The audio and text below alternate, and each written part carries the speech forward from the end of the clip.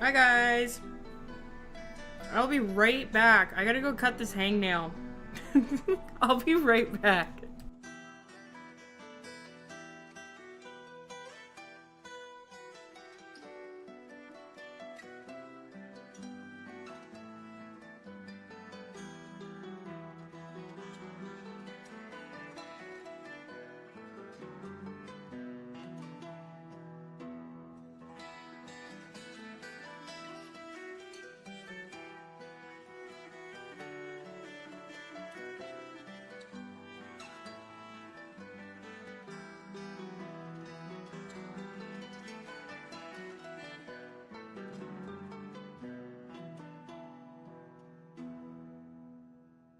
Alright. Hi guys. We need to change the music here. Eventually, because this is the Fate soundtrack. And it'll go to dungeon music. Also, can you guys hear it okay? I don't know if it's too quiet. Hi Logan, hi Fishbowl, hi Solaris. Hello everybody.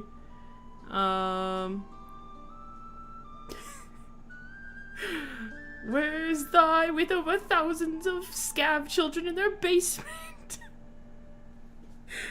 Hello.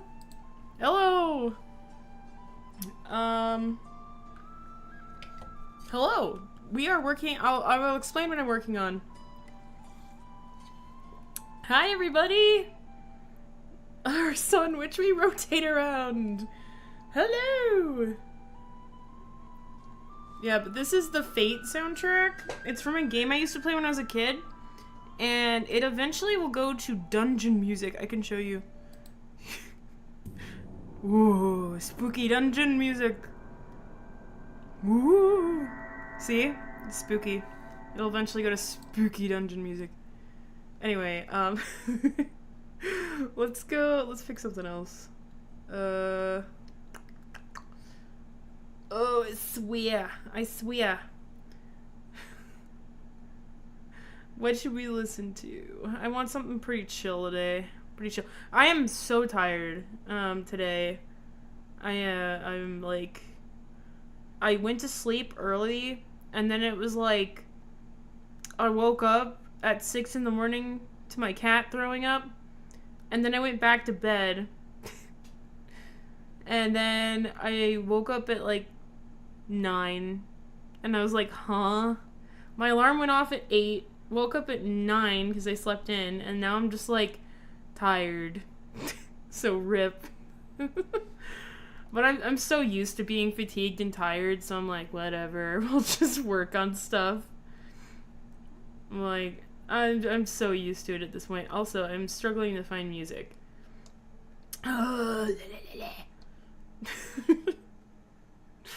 Where's Saint? That's a great question. We're doing an early stream today, so who knows where everybody is. Oh my god. Let's see. Whoa! It's kinda loud. There. I'm looking for a playlist in particular. You can always suggest a song if you would like. We're gonna do house mix right now. We might change it eventually though. Anyway, how's everybody doing today? How is everybody doing today? What's everybody up to? Ooh, you posted a drawing? Ooh, where did you post it? Did you post it on YouTube or the Discord? Underwater Wonderscapes. Ooh, that does sound nice. You doing good? Heck yeah. Sitting. Doing good. Everybody seems like they're doing good. Post it on YouTube. All right. Let me. Underwater Wonderscapes. Doing good. Oh, I already saw it in Discord. Hell yeah. Was it of your OC? Right? I'm gonna lose my mind right now. Why is everything fucking disorganized? Okay, if you post it on Discord, then I'm not gonna try to go digging on YouTube because my YouTube is destroyed. If anybody wants the Discord, let me get you guys the link because I keep forgetting to make it a stream command. How do I share this? How do I share the server? Snoob? Where's the Pain World? Pain World. How do I share this? How do I share my server? I don't know what I'm doing.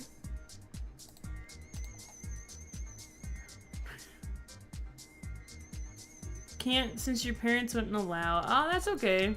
If there's any convincing, it is a PG-13 server. So I guess if you're younger than 13, then I don't know. I don't know what to tell you. I don't know. Saint's probably doing stuff. God damn it. How do I share this? Let me share the link. Server settings. Bro. Where's the link? Thank you. Thank you, Solaris. Thank you. Thank you. Hopefully that's the correct link. Thank you. Maybe you are when you're that old. Makes sense. Anyway, thank you, Solaris, because I cannot find the link to share the server. I'm like, where is it? Hello? I can't get to that, like, home page. Or whatever.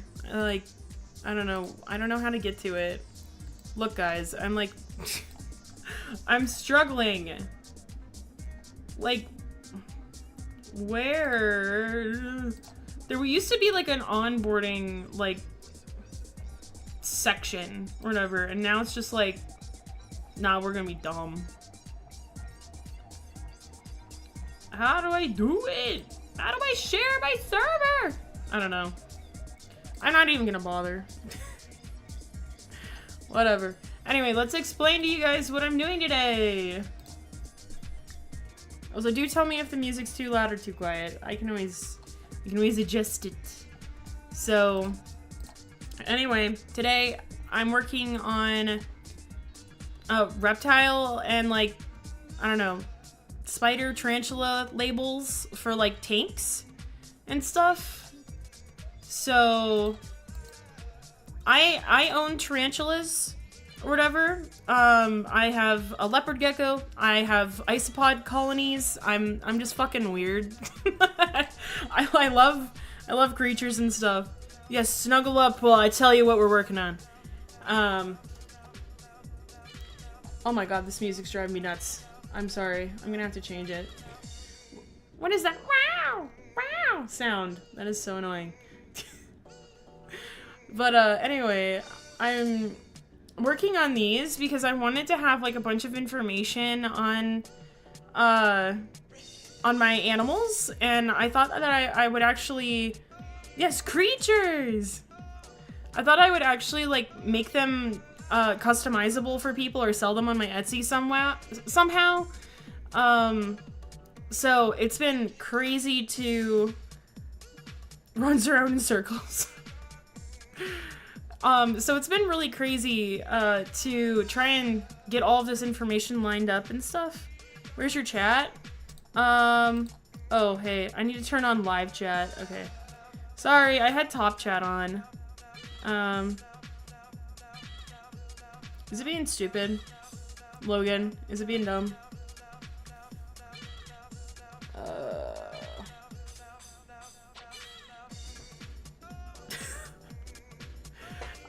What's going on, Logan? Because I can see your chat, so I'm not sure what's happening.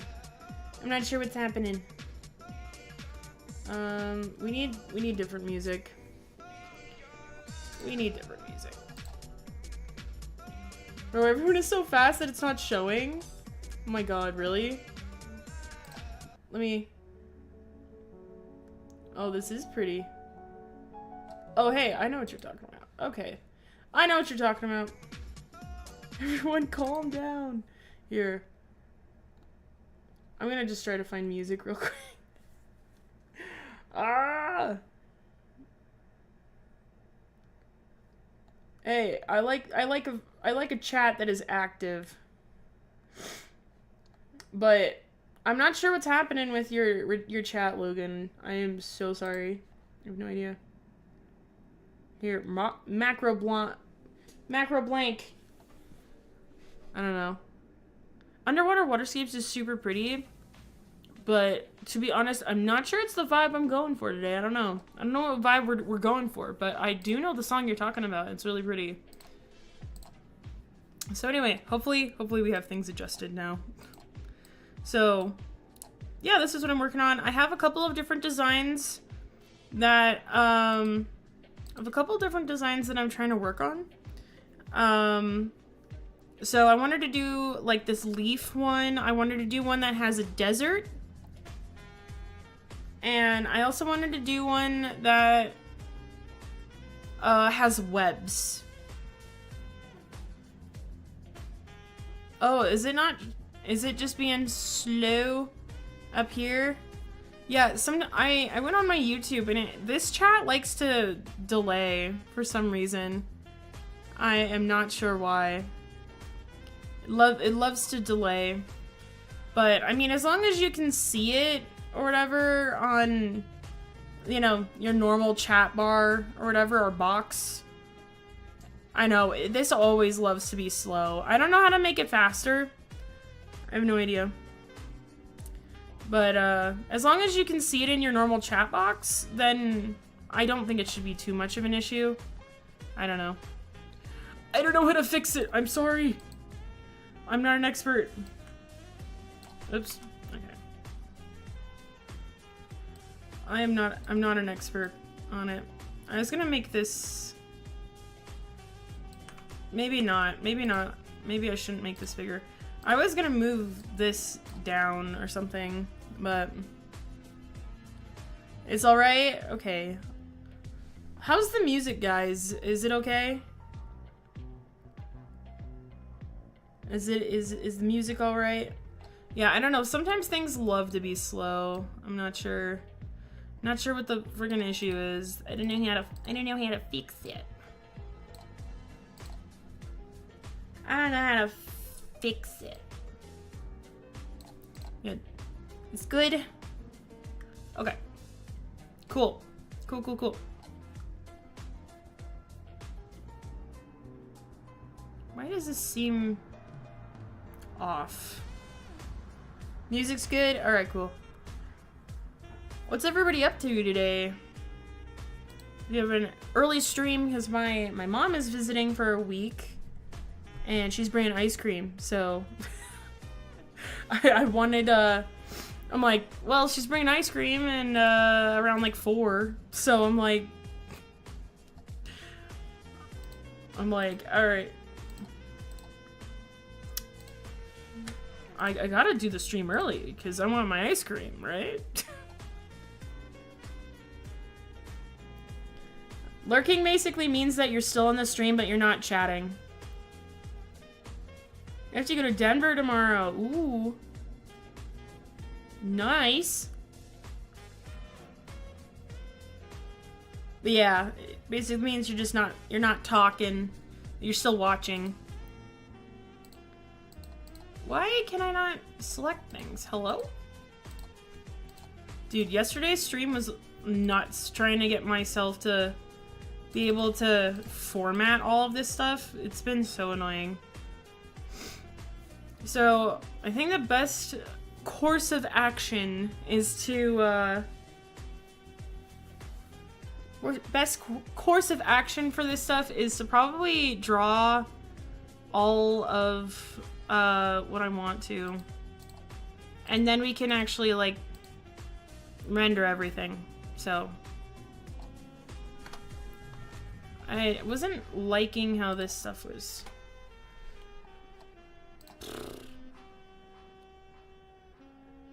Oh, is the chat auto-modding you? It's not letting you say Roblox?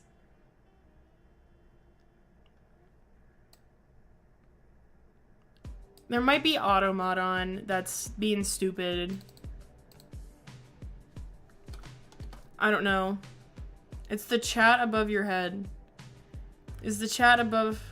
Is the chat above my head just being dumb? Because sometimes it likes to be stupid.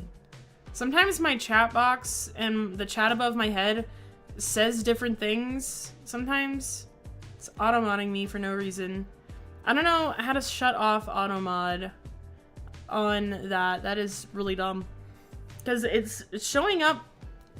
I don't know. It's... It's showing up over on my chat box, I thought. Unless... I mean... I don't know. Auto-mod just loves being stupid. I'm so sorry. I'm so sorry. It shouldn't...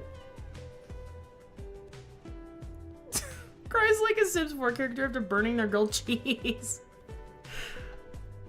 Yeah, I'm not sure how to fix your chat, Logan. I'm not sure if automod is just being stupid or...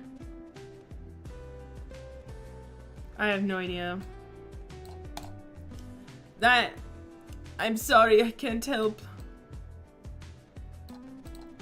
Automod shouldn't be blocking words like Roblox. It should only be blocking certain curse words. Sometimes it like flags certain curses or whatever. Or it blocks links. You can't post links on you unless you're a mod or you're me. You can't post links, so I don't know if you're trying to post a link or what's kind of going on, but I don't know how to help.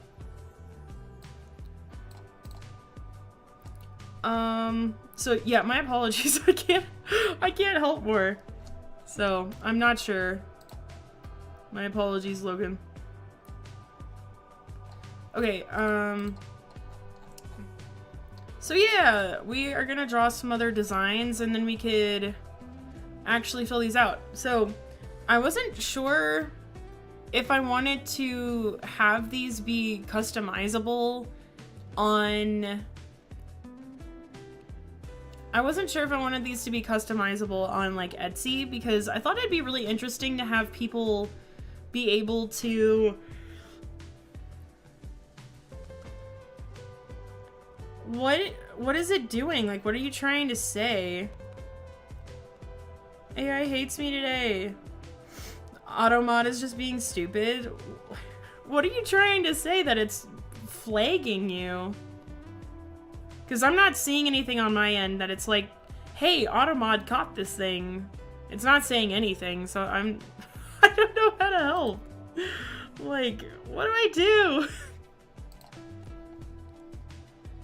Yeah, we're gonna try to sketch some other designs and stuff. And then we can color them and draw them and stuff, so. But yeah, I wasn't sure if I should have these customized or whatever on Etsy. Me checking if Saint's on Roblox. I don't know.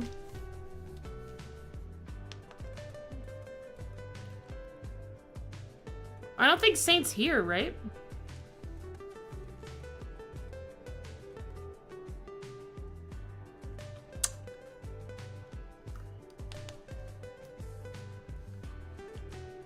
I have no idea. I have no idea how to help you, Logan, or what Automod is catching you on.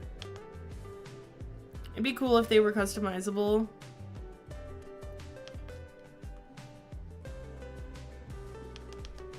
So are you trying to tag Saint? Because I don't know if that works in chats, unless somebody's actually in the chat. That could be what might be happening, I'm not sure. Yeah, I was thinking I think it would be cool to customize them, but I would only want to customize the name. And I was like, oh yeah, I could do like, because there's so many different species of tarantulas. I was like, oh yeah, like I could, you know, oh I could do all kinds of customized ones and draw custom things and have custom information. But I'm like, that would be so freaking annoying to do.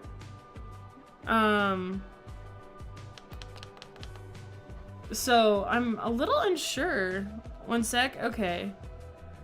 I'm not sure how you can get Saint's attention in a stream, so I'm not sure if that's what Automod's catching you on.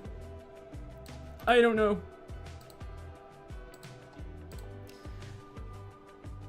Hi. Hey guys, the Real Volt. How's it going? Mr. Fang, how's it going? How are we doing today? We're working on tank labels for critters, little animals. I'm working on a tarantula one right now. Uncle Bink. That's not a spider, it's just a dog. Agreed. So you guys want a little story time of how I came to... The Real Volt is actually Fishbowl. Oh, did you change your name? Now you're not Fishbowl? He's not online? I don't know, he must be doing something, Logan. I'm not sure what to tell you. Bath you. You guys want a story on how I came about getting my tarantulas? And how I like how I like spiders now? So, story time, yeah, okay. I'm trying to make a pattern also of this leaf. God damn it. I want a repeating pattern in the background. So I used to have arachnophobia. I used to be an arachnophobe. I hated spiders growing up, and I hated them. I was like, oh my god, I hate spiders. This is the worst. They're awful. How do I make this a pattern? How do I make this a pattern? I forgot. So I was like, I hate them. I hate spiders. And then eventually down the line, I was like, I saw people online who were like, oh, hey, like, I have a pet jumping spider. And I was like, jumping spiders are cute. Like, I think they're fine. Like, they're not anything crazy. I've never been too scared of other bugs. I mean, certain bugs. Oh my god, I'm losing my mind. I'm trying to make a pattern out of this because I'm forgetting how to make a pattern. But I was like, I like jumping spiders. They're always so cute. And so I was like, yeah, I'll get a jumping spider. So I got a jumping spider. And his name was Smiley. Because it looked like it had a smiley face on his abdomen, which was really fun. And it was so much fun to own. And I mean, growing up, I've always owned like reptiles and stuff. And I'll read your comments in a minute. So yeah, I was like, oh, I got a jumping spider, and it was so much fun to have a jumping spider. And just watch him, because they're so smart and silly. And eventually I got another jumping spider, and I named her Chai. She was a big jumping spider. She was awesome. Both of them unfortunately passed away because they don't have very long lifespans. Unfortunately, that's the one unfortunate thing about jumping spiders, is they don't live long. But they were super fun to have at the time. I'm trying to figure out where to make a pattern. I am losing my mind. Because I can't remember how to make a pattern. But they were so fun to have. And eventually, I was like at a reptile expo, and I was kind of like, maybe I'll get a tarantula, because spiders aren't that bad anymore. And then I went to a reptile expo, and I got my first tarantula, Rotini, which is a curly hair tarantula. And I now love spiders. I think spiders are so cool. I love watching them. They're so chill. Most of them are so chill. And they're just like, whatever. I'll handle like spiders out in the wild now if I find one. I'm like, oh hey, it's a spider. Like, I don't care. So I completely got over my arachnophobia, and now I love spiders. I have 3 tarantulas. Now, Spiders are so adorable. I agree. A lot of people think they're very creepy, which certain species of spiders can look really funky. I agree, but I still think they're all really cool. Let me read your comments now, because I'm sitting here trying to figure out where the pattern thing is when I'm losing it. I don't know.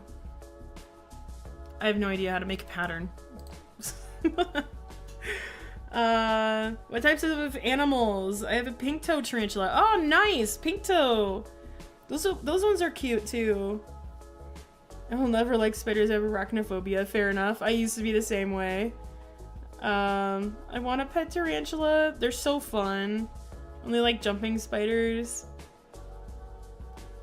I got to hold the therapy tarantula. Oh, really? Therapy tarantula. I didn't know those existed. I don't really handle any of my spiders or tarantulas. I don't know. Handling them makes me, like, nervous because I'm scared to, like, drop them, or I'm scared they'll get away. Or mainly I'm scared they'll, flick hairs at me. I think that's what I'm mainly scared of, even though it's maybe not the biggest problem with the species I have. It was trained to, like, not move on my hand. Oh, cool. Nice. I don't know how to make a pattern, so we're gonna move on to a different one. Or bite. Most of the time, with the species that I have a New World. So there's Old World and New World tarantulas. Watch me be a nerd for a minute. So there's Old World and New World tarantulas. Most New World tarantulas have urticating hairs. So they'll flick hairs at you. Most of the time, they won't bite. If you have an Old World tarantula, they're more prone to biting because they don't have urticating hairs. So they'll be really defensive and try biting. What about the bite? Most of them won't bite unless they are really provoked to bite. So most of the time, it's not a huge problem. The deadliest spider in the world is called the Newcastle Big Boy, and it was discovered in Australia. Ooh, you gotta hold a millipede. I've always wanted millipedes. They look so cute. Here, I'm gonna make a new group to put this all in. Leaves. Of course, it's in Australia. Actually, maybe I don't need a new group. I think there's just some layers I need to... Oh, here. These are the layers I need. But, yeah, Australia has some nasty spiders you don't want to get bit by. I dislike spiders. Fair enough. A lot of people really don't like spiders, and I kind of respect that. Like, I get why people don't like them, but at the same time, I just like to try to educate people about, like, hey, not all spiders are bad. Spiders are actually really helpful for the environment. They just look creepy. I need to still have this text. But I have 3 different species of tarantulas. I have a curly hair tarantula named Rotini. This is what I'm working on right now. I have a Mexican red knee tarantula named Fox. And I have a baby, tiny little spider, tiny little tarantula called a pumpkin patch tarantula. So they are a dwarf species of tarantula. So they don't get that big, but they are really pretty. I will have to show you guys a picture of one.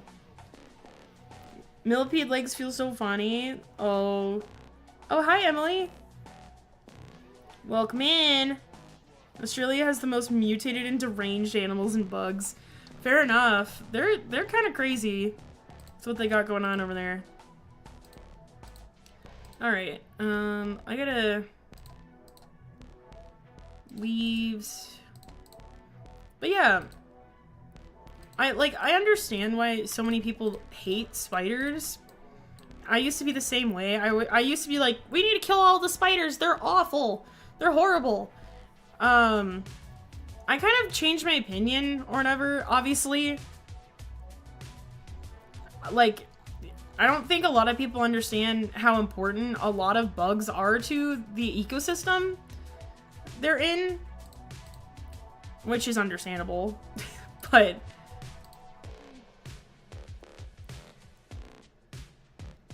I remember the first time building challenge, first place. Ooh, nice. I'd love to see pet spiders, but I never got the opportunity to touch or see one up close. My family would call me crazy. Congrats, yeah.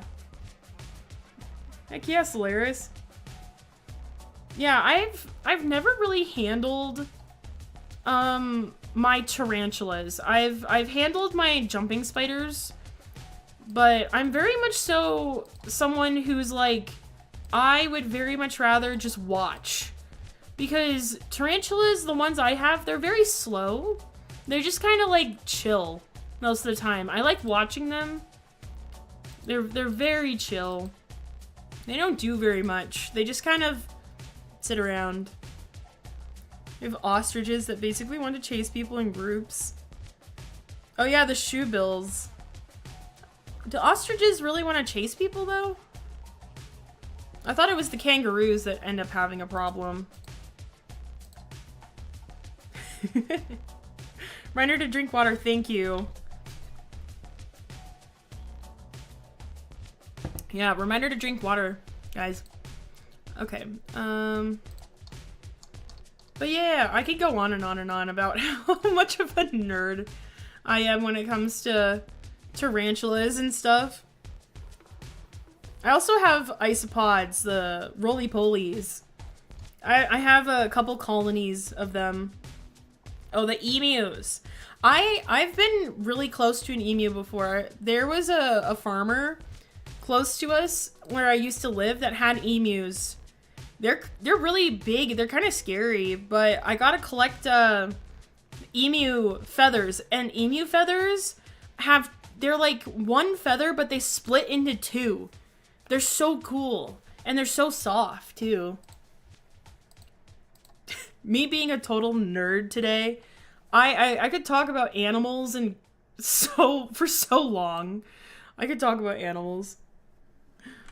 2022 still feels like a couple months ago. I agree. Isopods! Yes, I have... Oh, I can't even remember the breeds of isopods I have. I used to... What the heck? Why can't I select both of these? Emus chase people. Yeah. They definitely do. They definitely can. What the heck?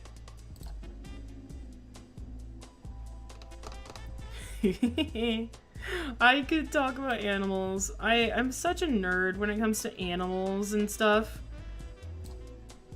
I'm like, I'm a nerd! But beware, I might sit and yap your ears off about tarantulas for the next hour.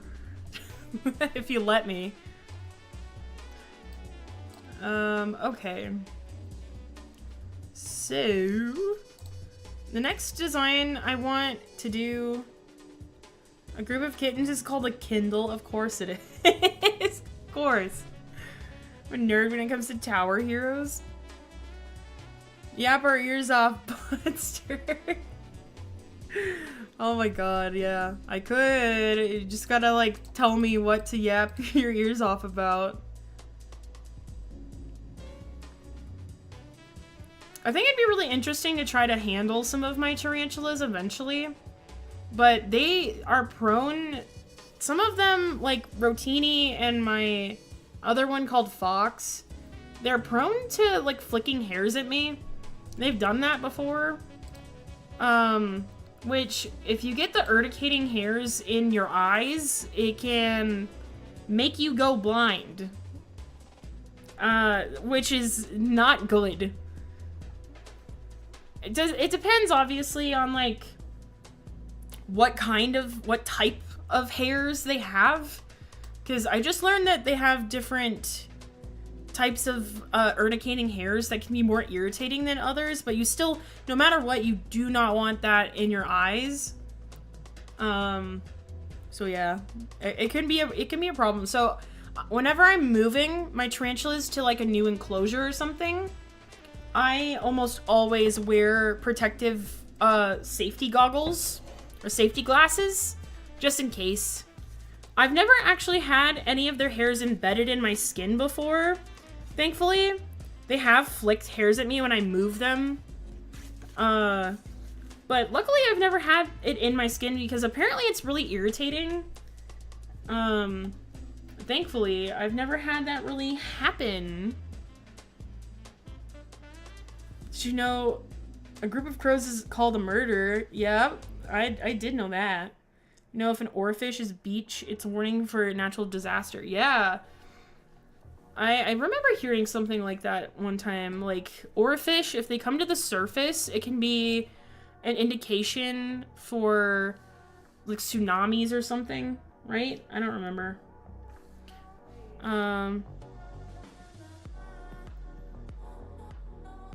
A freak or a freak? Time for your protective gear. Yeah.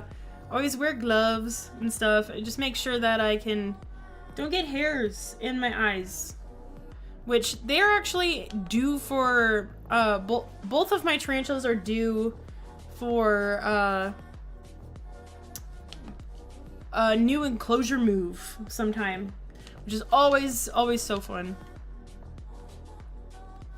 Alright, so next design I'm gonna do a web design, which tarantula webs are not the same as earthquakes in what we know come with earthquakes, tsunamis. Yeah, okay, I was like, I'm pretty sure I know what I'm kind of talking about. Let me show you guys tarantula webs. It depends on the species because both of my species are terrestrial. How do you pronounce it? I don't know. Terrestrial? So they are... Oh, here. I just typed in tarantula. Tarantula webs.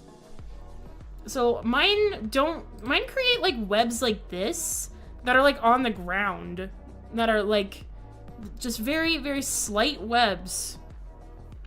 They don't create crazy webs like these other species. I kind of want a green bottle blue. They look pretty. Or, this species. This is a green bottle blue. They look so pretty. They're like neon blue. They're so cool.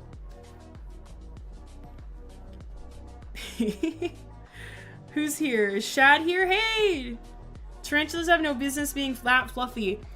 I wish I could show you guys a picture. This is the species I have, and he is fluffy. My tarantula is this fluffy. It's a curly hair. Peacock spider.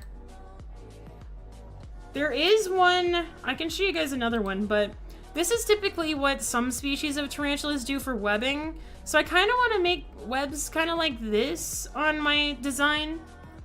But hi Shad, how's it going? There is a tarantula called, what are they called?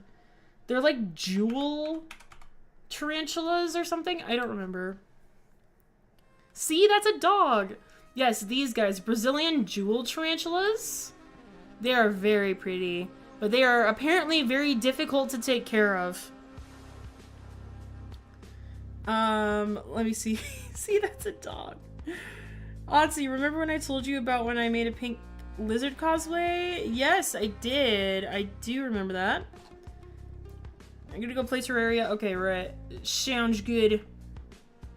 These guys are so pretty. They are some of the most sought after tarantulas in the tarantula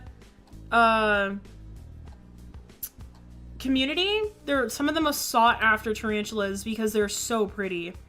But I have heard that they are difficult to take care of. And that's why I don't have one. I assume venomous. All tarantulas are technically venomous, but their venom generally does not affect humans. They just hurt. Venomous. Yeah, jewel spiders. No, jewel. Brazilian jewel tarantula venom. Can be. Okay, this is the AI overview. Venom. I don't know. Green lizard cosplay and creatures of Scenaria. Nice. Chinchillas are hard to take care of as well. Oh, really? I would assume so. I used to have rabbits. Rabbits are hard to take care of too. Venom potency? Despite being a New World species, the venom of the Brazilian jewel tarantula is considered potent. Relatively mild. That's kind of what I'm seeing. So these are technically an Old World species. I did not know that.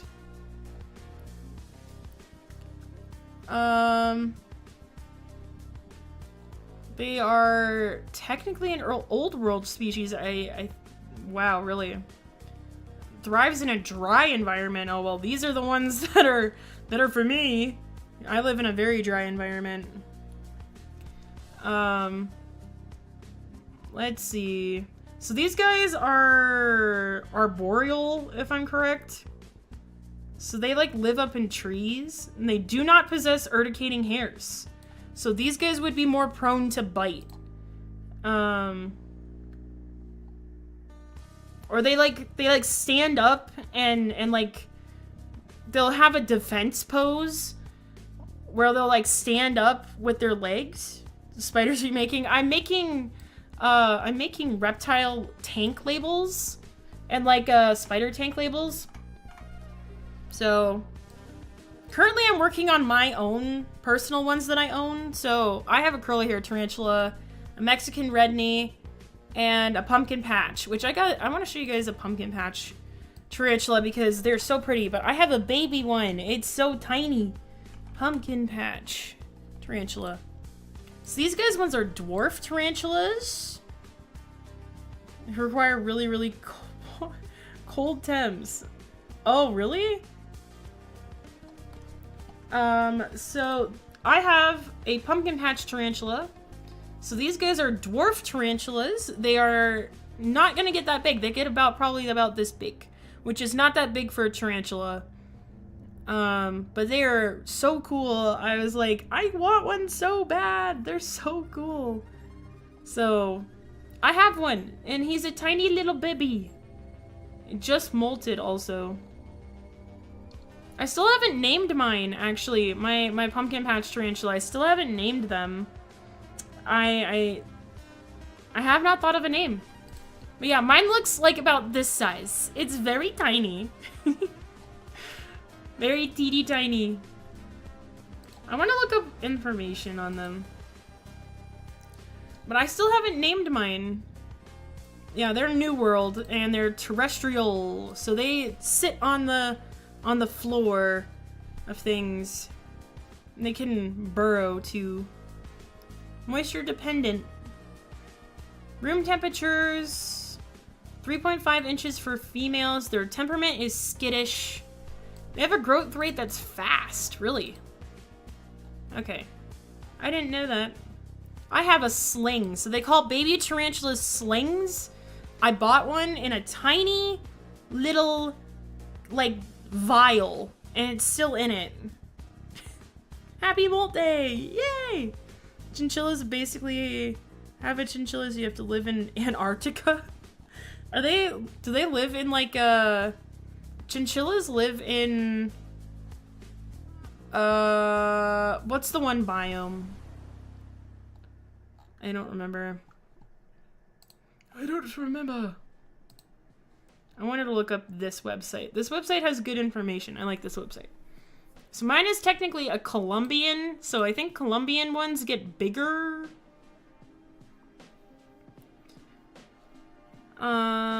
Semi-arboreal tendencies. Oh, that's cool. These guys create really cool webs too. They live in Arctic temps. Oh, really? They have urticating hairs. They don't live that long. If I have a male, it only lives 3 years. Damn. That's the sad thing. If you have a male tarantula, they don't live as long.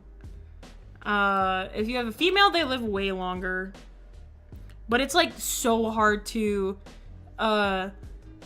gender tarantulas. It's so hard to do.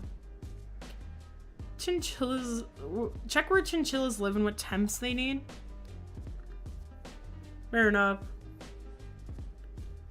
Fast growth rate. They reach maturity in about 2 years. Tarantulas' growth rate can be so freaking slow. So my curly hair, I wonder what the growth rate is on curly hair. I know their growth rate is slow, but how long do they take to reach maturity is my question. Yeah, see, the difference is 25 years if you have a female, 5 years if you have a male. Ridiculous.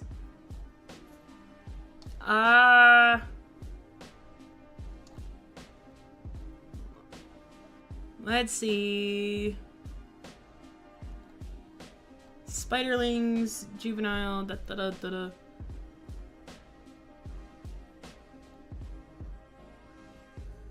How? Maturity? Oh my god. Reach maturity in 2 to 3 years, 3 to 4 years. I don't know if mine is a male or female. That is crazy long. So let's look up chinchilla environment. I don't know. Let's just look up chinchilla care. I want to look at enclosure. Oh my god. Avoid placing their enclosure in direct sunlight or drafty area. The optimal temperature for chinchillas should be between 55 and 70 degrees and should never reach higher than 80. That is crazy. Let's see. Where do chinchillas live? They live on the rocky slopes of the Andes Mountains at elevations between 9 and 15,000 feet. Oh my god. The land is arid. Chinchillas were once common amongst the entire coastline of South America, but are now limited mainly to the countries of Bolivia, Peru, and Chile. I was told cold temps. No, like, if they had, honestly, if they had that cold of temperatures, that'd be insane to try and keep them. I don't think as many people would try to keep chinchillas. I don't think as many people would try to keep chinchillas because, trying to keep them that cold would be a feat. It would be way too difficult. But they just need to be in, like, normal, cooler temperatures kind of thing. Because, yeah, I don't know. I feel like having them at that cold would be just really difficult. Hi, Waffle. My cat is here. Let's actually try to get some work done now. Let's actually try to get some work done. Hello, everybody say hi to my cat. It's Waffle. Waffle's here to say hello and get in my way. I need to look up just like clip art of webs. I hate songs that have I hate songs that have police sirens and stuff in them. Hello, Waffle. The hairs are very fragile. Yeah. I've heard that they're very soft and have very thick fur. They need to bathe in a certain volcanic dust or whatever. They seem like high maintenance pets. I wanted one when I was a kid. But I never got one. I had a hedgehog when I was a kid. Those things, hedgehogs, I could go on about how hedgehogs suck. I had a hedgehog. They are not fun. I'm gonna be real honest with you guys.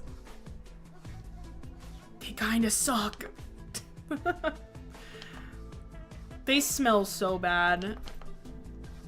They're just not very fun to keep. I just feel like all rodents or whatever are just sucky to keep. They all smell really bad. They're so high maintenance. Reptile. Oh, like a tortoise. If you get a tortoise, You gotta be prepared to take care of them for a really long time. Even small tortoises can live a really long time. I don't think turtles live as long. Like, if you got a smaller turtle, but if you got, like, aquatic turtles, those guys suck too. They smell, and they're high maintenance. But I feel like a tortoise would be honestly super fun. I feel like a tortoise would... Yeah, that's the good thing, though. Yeah. That is the good thing, though. Yeah, I feel like having a tortoise would be fun. I still feel like I would want to try to get a snake. I had a king snake. That thing tried biting me. So I rehomed it to somebody who really, really loves snakes. I don't know how to draw webs. I'd have a friend for years. Yeah, exactly. Yeah, now the volcanic stuff never jogged my memory. Heck yeah. Yeah, I used to have a king snake, but it kept trying to bite me, so I rehomed it to somebody who couldn't rehabilitate snakes that want to be aggressive. And I've seen that snake at like reptile expos because I gave it to one of the vendors that was there. She loves that snake so much. It was so awesome to rehome that snake, honestly, to somebody who really loves snakes. And now it doesn't really bite and stuff, so... King snakes are like more prone to like biting and stuff. I was like, maybe I should have got like a corn snake or something. Something that wouldn't be so prone to like biting. I don't know. It's an interesting idea. God damn it! I'm trying to draw webbing. Why is this so difficult? How do I draw webs? How do I draw webs? Somebody explain to me how I draw webs.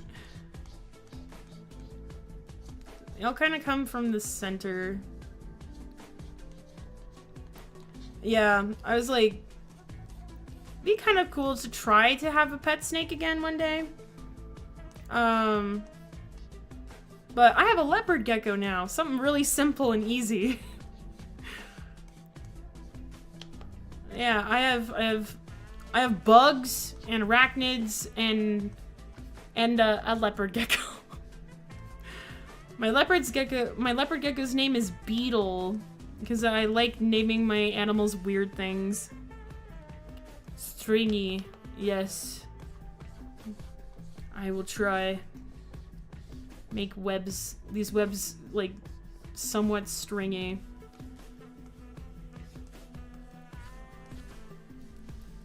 I have, like, a fairly decent picture of how...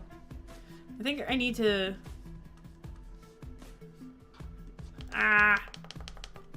Need to, like, erase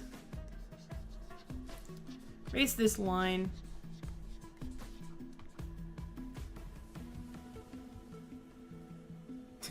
Apparently tortoises mostly eat fruits and leaves too, so that'd be good.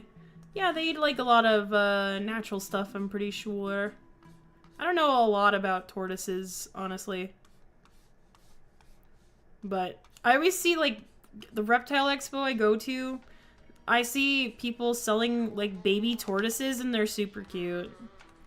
And you're gonna switch devices, Logan? That sounds good. Bit costly. Yeah, a lot of the times, reptiles in general are like, it is a hobby most of the time that you have to like invest in, because that shit can be expensive. A lot of the times, I mean, even buying tarantulas, depending on the species that you get, tarantulas can be expensive. They can be very expensive. Because there are certain species I've seen of tarantulas that are like, oh yeah, you're gonna pay like $150 for a tiny little tarantula and hope it grows up and doesn't die. I mean, sometimes people get insane about their pricing on things. I mean, I've also, even with like leopard geckos, which leopard geckos are one of the most cheap and accessible reptiles that you can buy, I feel. PS5 full load. But yeah, like, leopard geckos are one of the most accessible reptiles you can buy. I have seen certain morphs of, like, leopard geckos be, like, $80 to $100 or more. Even more sometimes. Which I'm like, Jesus Christ. Like, when I was looking for my leopard gecko, I was looking for, like, a basic one. I was like, I just want a basic leopard gecko. And it was like, nah, you're gonna have to pay, like, $80 for this, like, special morph that was, like, all, like, different colors and stuff. And I'm like, bro, why are you making this so complicated? But I eventually found, like, a normal, just common leopard gecko that was, like, 25 bucks. Which I was super happy about. I was like, thank you. You don't have to make this so expensive. Jesus Christ. Yeah. Sometimes they can get real insane with their pricing. I mean, one of my tarantulas I bought was like $80 or something. Sometimes they can get real insane depending on the species. But I was like, I really want a Mexican red knee. I really, really, really want one. So I bought one. It's like, even slings, like baby tarantulas, can be really expensive too. Because the pumpkin patch I bought was like $35 for this tiny, and I mean absolutely tiny little thing. It was crazy. It was crazy how expensive sometimes they can get. So I was like, Jesus Christ. But luckily my pumpkin patch tarantula is doing good or whatever, because apparently I've heard that having slings or whatever is sometimes really nerve-wracking because they can easily, like, die if you don't take care of them correctly. Actually, I'm gonna do this kind of random. I don't think I want symmetry on. But I have been taking care of mine really well. So, it's been super fun, actually, to have a sling.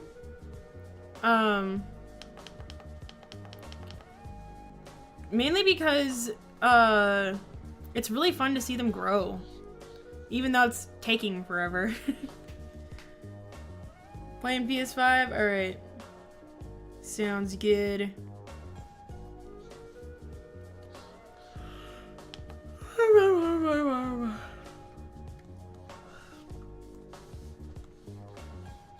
I am sleepy.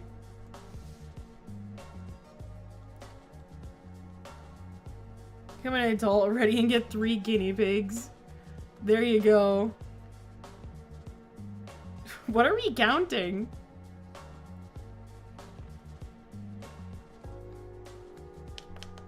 Guinea pigs seem fun. But I'm very much so, like, for me personally, I'm very much so a person who wants an animal that's fairly easy to take care of. I'm like, I don't want something that I need to constantly handle. Oh, it's how long it started streaming. Oh, okay. I was like, what are we counting? In 60 minutes. Alright, I see. But yeah, that's why I like tarantulas so much, is because their care is so easy. And isopod cares is so easy. So that's what I'm all about as an adult now. I'm like, I want to make things, like, easy. It needs to be easy. The same thing goes for, like, cats for me. Their care is pretty easy. Obviously, I try to play with them and interact with them as much as I possibly can, and they're more in depth than obviously like a tarantula or something. But like, for instance, like getting a dog, like I do want a dog, but it's like, dude, dogs are okay, you're gonna be lurking, sounds good. Put the exclamation point in front of lurk. And no, there's no capital, I think. I think you can do it with or without a capital. I don't know.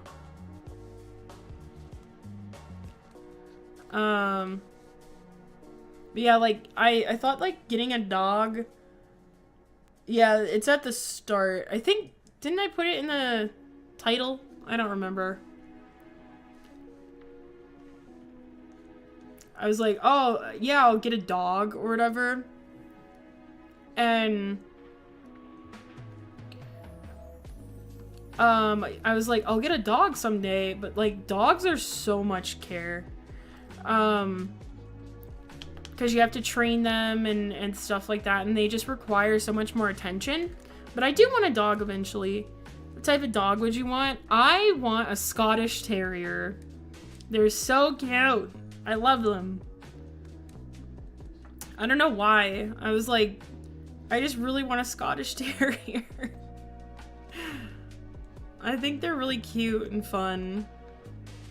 So that would be the kind of dog I would want. I would want a Scottish Terrier. How about you guys? What kind of dogs would you want if you were to get a dog?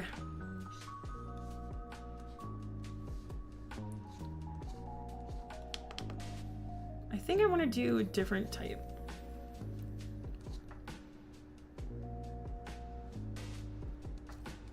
I want to do a different type of webbing in this corner.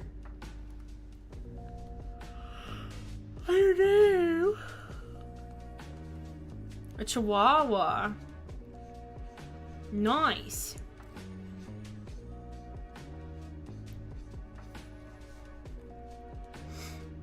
Nice, nice. I always thought that I would be like a medium to big dog kind of person. I've never been like, oh, I want a little dog.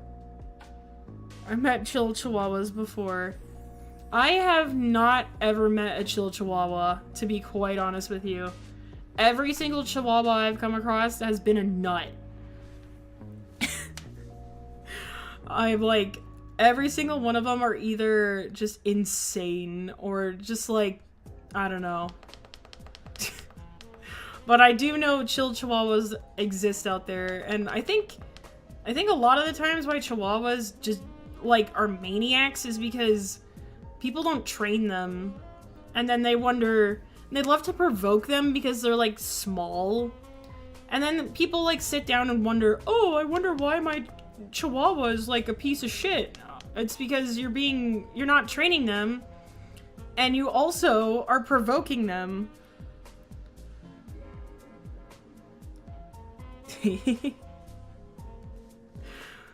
But yeah, I'm like, I know that if people properly like actually take care of them, they're really chill dogs. I know that's a possibility. Because every single chihuahua I've met, no one has taken care of them properly. They're always shitty for some reason. I'm like, guys, they would be awesome if you would actually work with them. But there's a lot of people out there who just like buy certain breeds of dogs who have no idea how to train them or whatever. They're just like buy them and are just like, I wonder why they're acting like pieces of shit. I'm so curious. And I'm like, you're dumb. I'm like, come on. Welcome back, Volt. Yeah, I could rant about how there are so many people out there who, like, buy certain breeds of dogs that don't work for their lifestyle, or they have no idea how to train a certain breed or how to work with a certain breed of dog. And they're like, I wonder why my dog is acting up and chewing everything up in my house and just being a total menace. I'm so curious as to why. And I'm like, it's because you didn't do the research and they're in the wrong lifestyle.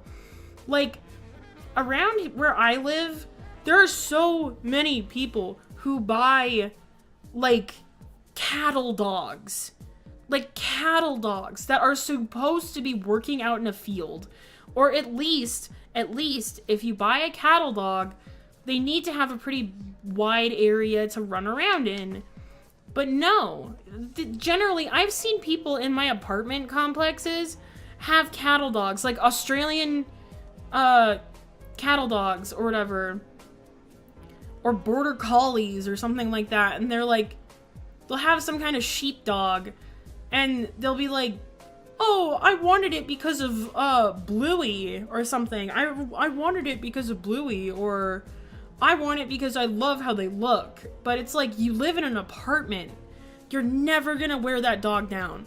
They are made for literally, like, herding sheep and cows and to live on a farm. And I'm like, you live in an apartment in a city. You're never gonna wear that dog down. Like, no wonder you're like so curious about, I wonder why my dog is destroying my apartment. It's not a mystery. It's because you bought the wrong dog breed. I'm like, God, do your research, man. Then, like, when you go over, of course they won't train their dog. Of course they won't train them. They're just gonna sit and their dog's gonna be a complete menace when people come over. And they'll go, oh, I'm so sorry. They're just crazy. They're so pent up. Or whatever. And I'm like, bro. The same thing goes for huskies. People love to do the same thing with huskies. They'll be like, oh, I love the look of a husky. I think they're so funny and how they like, talk at you and bark. And it's so funny. And I'm like, no, it's not funny. You live in California and you have a husky that is dying because it's so hot. And they're super pent up because guess what? You live in a townhouse. You live in an apartment or a townhouse that has no yard or anything to exercise them. And you're just gonna sit and like not exercise them at all and just wonder why. I wonder why my dog is acting up so bad. Anyway. That is my rant about dogs. That's my rant about dogs. I feel like there's a lot of people out there that don't deserve dogs because they don't train them properly or they don't do their research and they just buy dogs because, oh, it's fine. I can just get whatever I want. Doesn't matter. Huskies terrify me. Honestly, I can see why. Huskies are kind of scary. Yeah, I feel like there's just so many people who don't do the research on dogs, and they buy a dog breed that they shouldn't, and then they're just kind of stuck with this dog that is misbehaved all of the time because you didn't buy the right one for your lifestyle. It's like, if you live in an apartment, you should be getting a dog that doesn't need as much exercise and is fairly small. You know? It's like, there's plenty of dog breeds that could suit you for that kind of lifestyle. But instead, these people are like, let's go buy a border collie that, like, needs to be exercised for, like, 2 to 3 hours a day. The smile, the eyes, and the... Oh my god, that creepypasta. I forgot about that. The smile dog. Or whatever. Yes, I know what you're talking about. I know what you're talking about. Yeah, I've met some huskies before, and some huskies are just oof. Some huskies are insane. One time, me and my mom and my brother were at this coffee shop, and there was this husky somebody left outside. Gonna lurk? Alright, sounds good. Enjoy the stream as I rant about animals.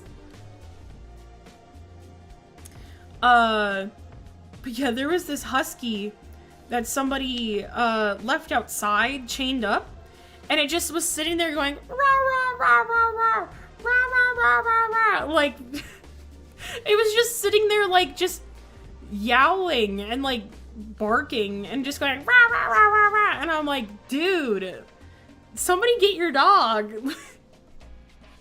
I'm like, it's just sitting there like having a hissy fit because it got left outside. And I'm like, bro, I couldn't deal. There are some people who are equipped to have huskies and things like that, which, good on ya if you're ready to deal with that kind of dramatic dog. Yes, they can be really loud. They're famous for being super loud. So, there are some people who are equipped to have huskies and different dog breeds, but some people, I'm like, why? Oh my god. I used to have a friend who had a Belgian Malinois.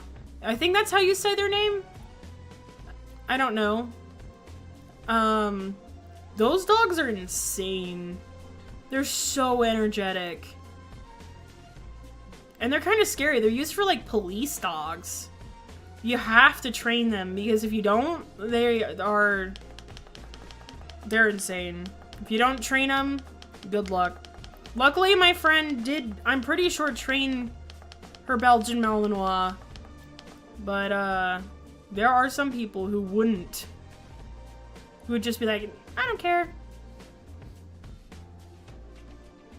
That's my own personal opinion on dogs. You should be equipped enough to train them and understand the implications of certain dog breeds and what comes with certain dog breeds. That's my own opinion. I bet you guys didn't need a whole rundown on my thoughts on people with certain dogs. Sure, you guys wanted that rant today. Anyway, I'm not sure I'm liking how this is looking. This looks like weird. I don't know, something's not right. Facts.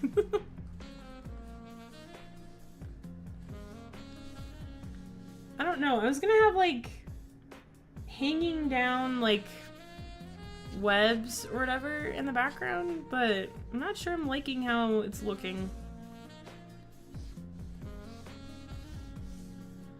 I don't know. Like, I just wanted hanging webs or whatever like this, like cobwebs. I don't know, it kind of works.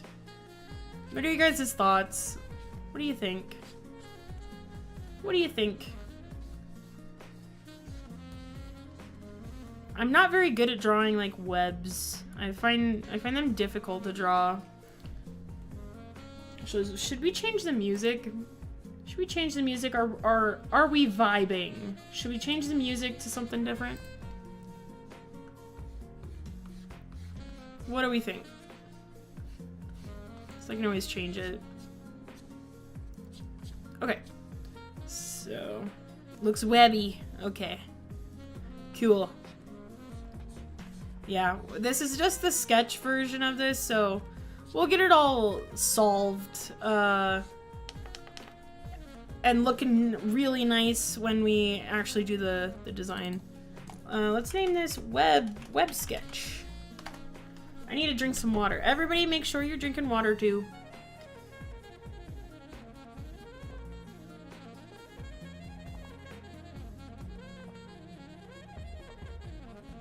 Hi, Slushy. I'm drinking water.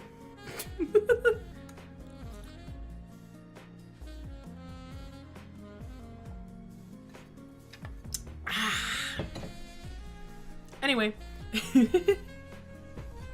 I need to put on my slippers. My feet are cold.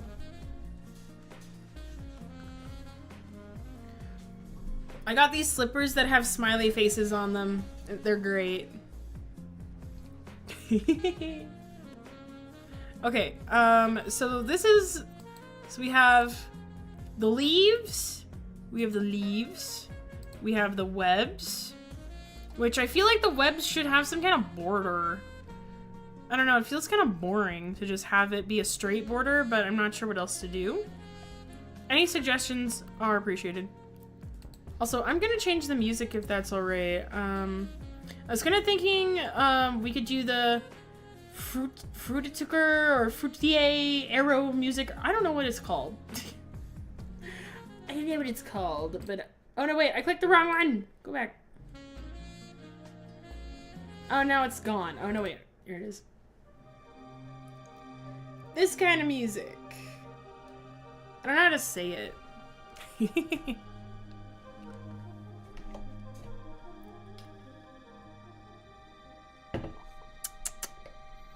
Okay.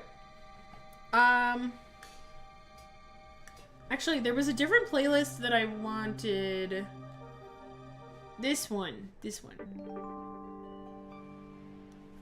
There we go. This is the one I wanted. The other one I was gonna do was desert, because there is typically a lot of tropical and a lot of desert animals. So I was gonna do a desert design. But first I'm gonna go use the restroom. I will be right back, guys. Hang on. Chat amongst yourselves. Or just chill. I'll be right back. In a little bit.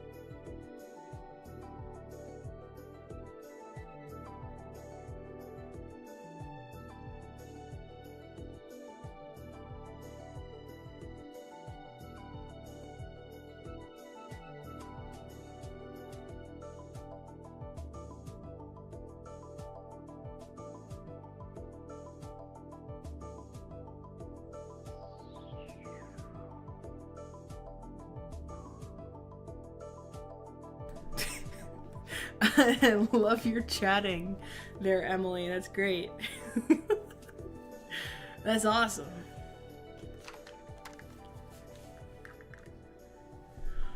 Oh, I'm so tired today. Ah. Anyway, I'm back. Hello. Okay, we're back to work. I was gonna look up desert clip art. How about just desert clip art?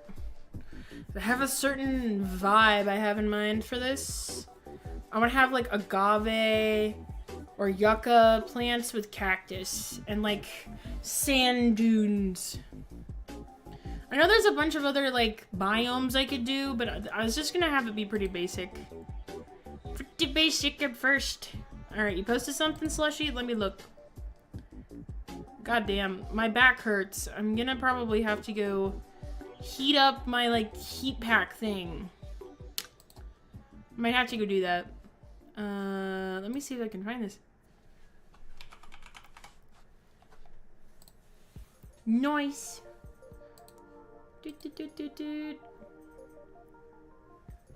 My mic. Oh, I like your little... I like your little sauna thing. It's really cute. I also posted a video. Nice, nice. I'll have to watch that later. Nice, nice. Mm-hmm.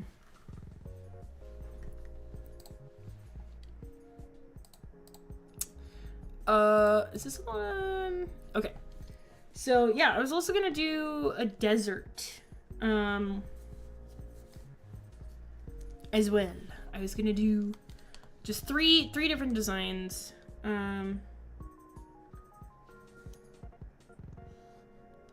What do you think would be kind of like a desert border?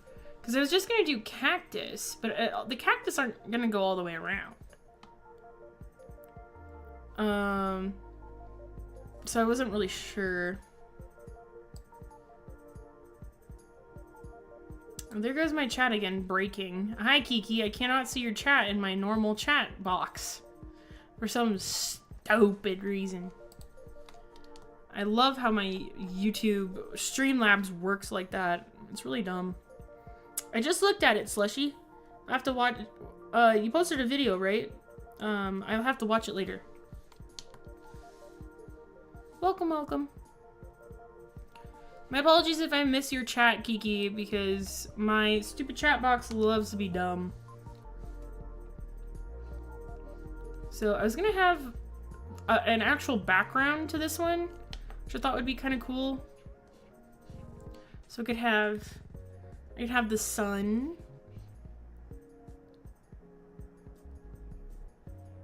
Posted a new thing. Did I not see it? I saw the video thing you posted, but I didn't watch it. I will look again. I can look again. Oh, I see. I see. You posted something different.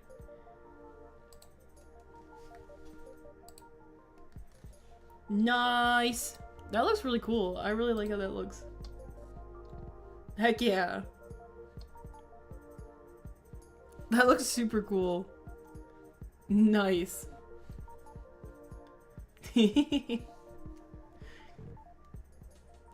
That's super cool.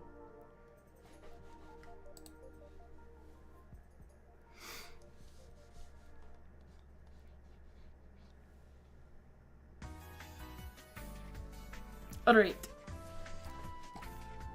Now, I need to find those like succulent plants. It's very scary.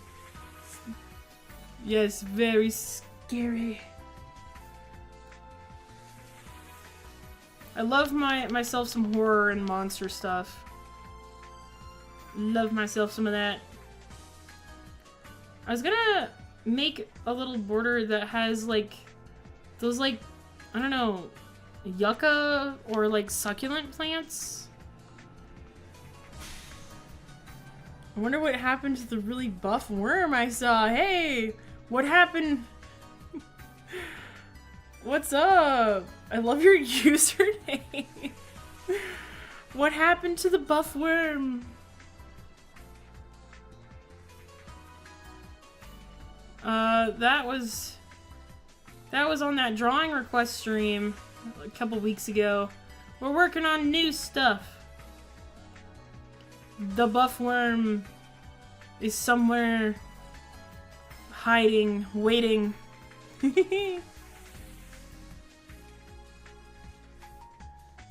Hiding and waiting until the perfect chance to strike. I ate them. There you go. I was gonna make cacti. Yeah, Volt ate them. Whoopsies. Whoopsie daisies. Oh, there's a video called Song That Plays When You Encounter a Caterpillar. I think I remember seeing that somewhere. Tasted like noodle. I am pretty sure worms, earthworms don't taste like noodles. I'm pretty sure they don't taste like noodles. Unless I'm wrong. Cactus, cactus. I'm bad at drawing cactus. Cactus. I was gonna just make, like, sand. I didn't want to particularly draw any rocks. Anything. Then, I don't know, like, what border do I put around this? Do I just put, like, a straight border? Maybe a straight border is the best option.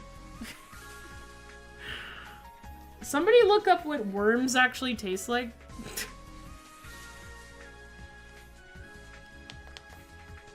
Wasn't there a thing that people said they tasted like bacon?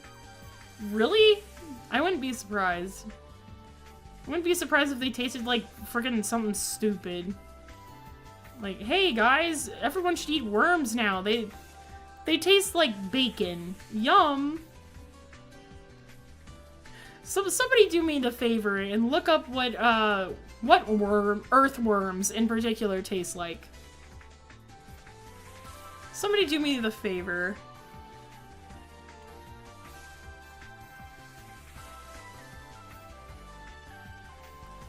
No, I'm just really curious.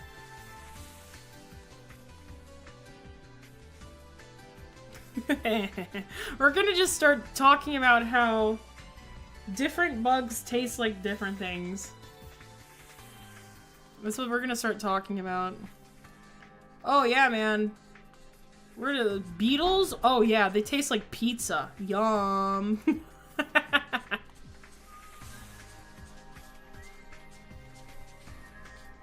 Tube. Cactus without their arms are just tubes. Well, what did you find?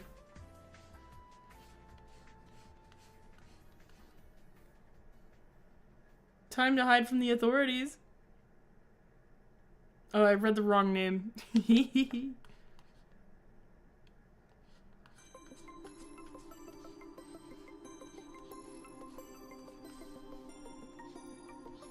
Now I want to go look up what different bugs taste like.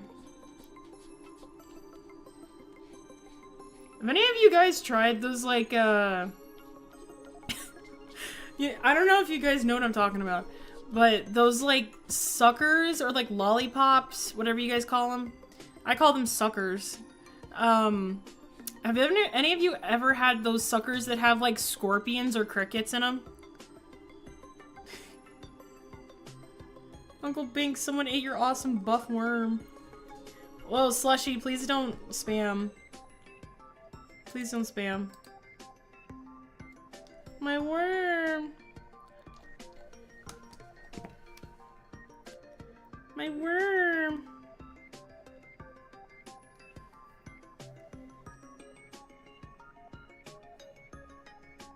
Please don't spam.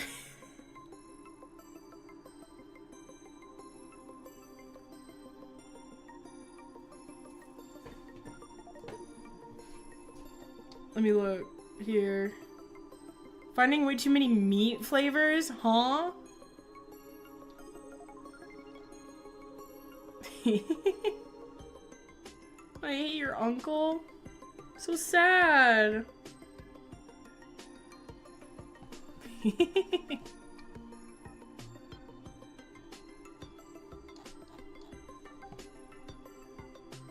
eating the funeral. I'll be eating the funeral for you guys.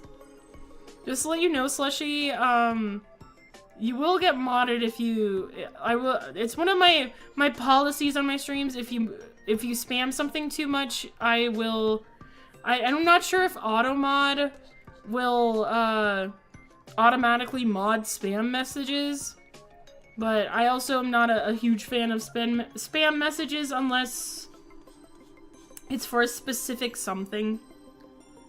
I don't usually mind it, but sometimes it gets to be way too much, and then clouds the chat too much from people reading everything.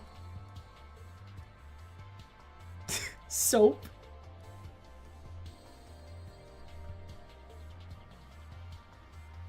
Soap? Okay, also in the background here, I once ate those edible crickets. What, were they good? Because I've seen them at, like, candy shops.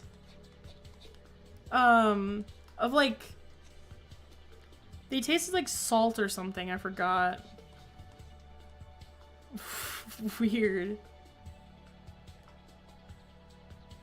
Just woke up and noticed you're streaming. Yeah, streaming early. Streaming early, because my mom is coming to visit me this week. And, she's bringing ice cream at, like, around 4 o'clock. So I'm like, well, it's gonna be the middle of my stream. I'm gonna have it earlier so I can have ice cream and chat with her.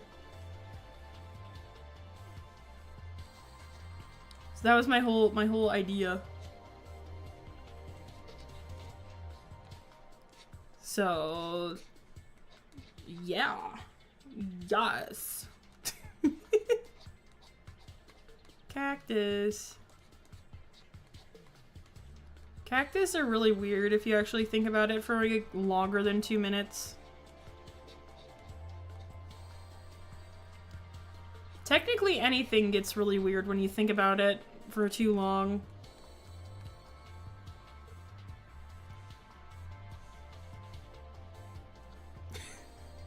That's my 2 cents. Anything, if you think about anything for too long, it starts to be weird. Did you look at the noodles post? Which one was that? I don't know if I did. I might have. I just didn't know it was called noodles.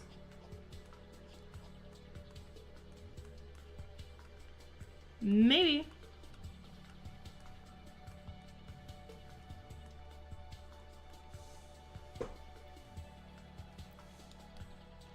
I was gonna put...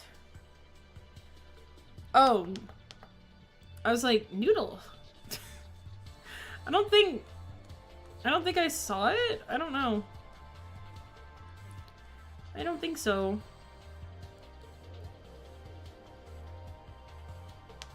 Well, trying the desert makes a little grave for the buff drawing the desert. This channel's been updated? Oh, nice.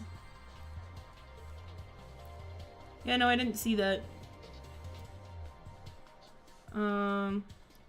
You're gonna dig a little grave though in the sand.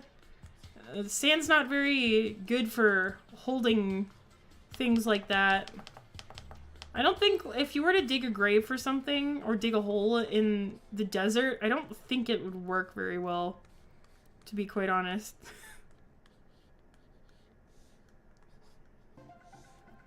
I think it would kind of suck to try to do. That's why you never hear any true crime stories about people burying bodies in the desert. It's just because it doesn't work. It doesn't work. At least to my own knowledge, I don't know. Maybe somebody has done that. His profile and banner and name changed. Oh, nice. What did it change to? Just so I can keep an eye out if ever come to the stream.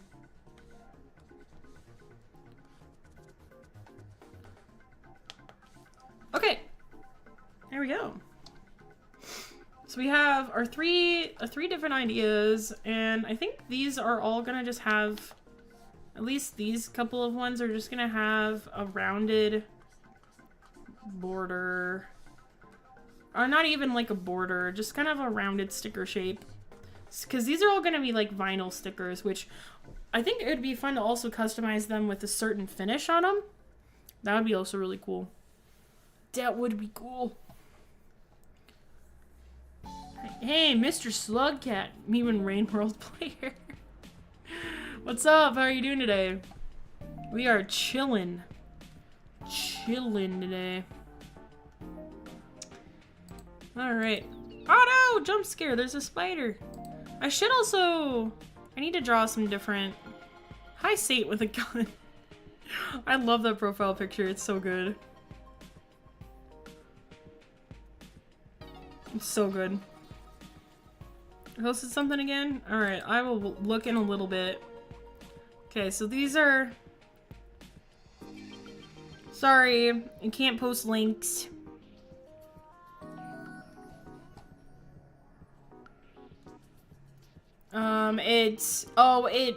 Sorry, Automod thought you posted a link because there wasn't a space in between, your period and, like, a couple of words, so it automodded that.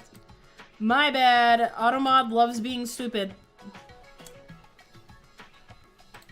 Oh, thank you for sharing that.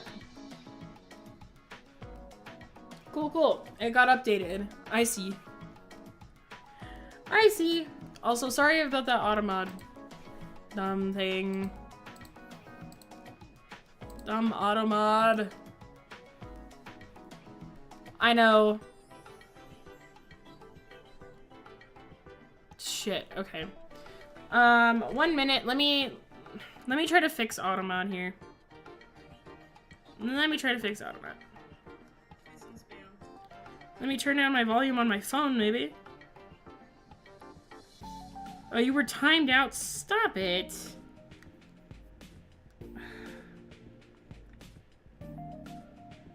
There you go. Okay, now I can see you. Sorry. God, this thing loves being stupid. Automod definitely likes being silly and stupid. Apologies for that. I hate when Automod does garbage like that. Most spookiest thing is a ghost worm. Especially a buff ghost worm. I know, it's pretty scary. He could punch you. Punch right through you. Okay, I do need to draw some other species of spiders and stuff, but, I suppose the first thing we're gonna work on is this one. We're gonna work on this one first.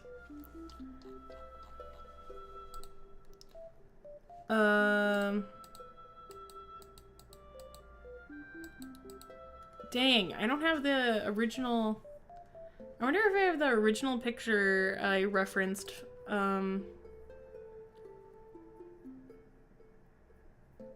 for... Let me see, I should have a picture of my tarantula in particular. Stop. I don't want to be watching my own stream.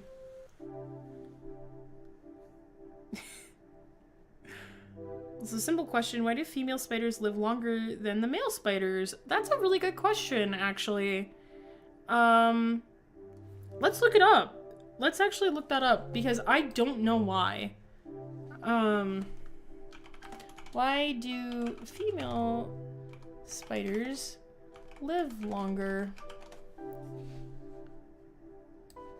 Let's see.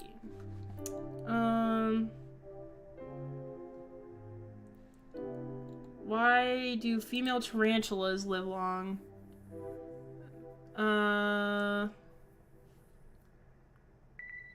Let's see. So they can maximize their time. So they maximize their time and energy into passing on their genes. Males only need to find one female in life to do that, while females need to reserve that energy for staying in a safe location and wait it out until a male could find them. Making eggs and protecting a brood is a lot of work and spends a lot of energy, so if females wandered and searched out a male, it would use a lot of their reserves in doing so.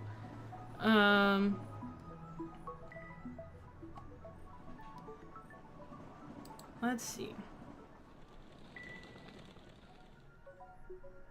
I don't know. Mainly, why do female tarantulas eat the males? Huh?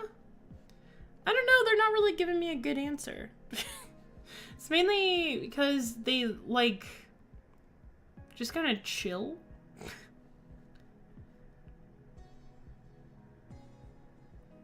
I guess males often get eaten? I guess? I don't know. It is kind of odd that female spiders live longer. You know, object shows? I don't.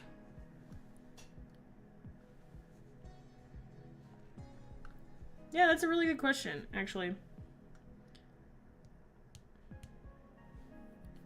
I'm gonna try to find a picture of my spider. Here, I have one.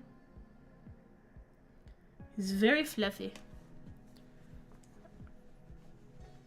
I think I'm gonna do all of this with line art because it's gonna make my life easier. We should find a different brush though.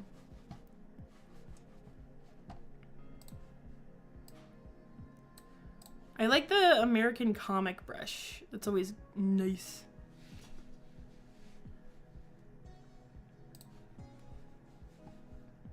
Okay.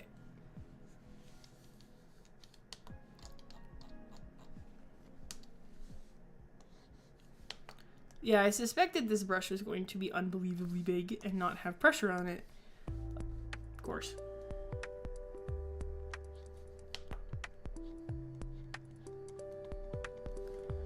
Be right back. Alright, sounds good. Ah! It deleted my layer.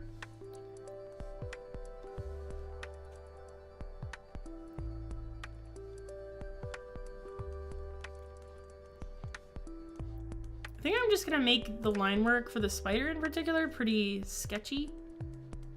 Because I'm gonna have to draw a lot of hair anyway. Because I think I'm going to put the hair in a different layer because it needs to be a different color. That's kind of what I'm thinking.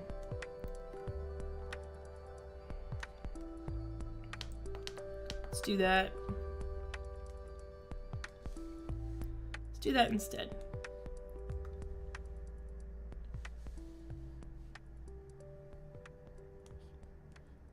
I don't know if you guys have seen those videos of like tarantulas, or spiders doing dances. Like people are like, oh yeah, they're doing a dance, like the spiders are dancing. In reality, the only thing they're doing is making webs. They like move their whole body back and forth to like make webs. That's what they're actually doing. They're not dancing. They're making webs. Object shows are objects competing with a prize, and there's an elimination of every episode, and someone gets out with votes, and the last one standing wins the prize. Interesting.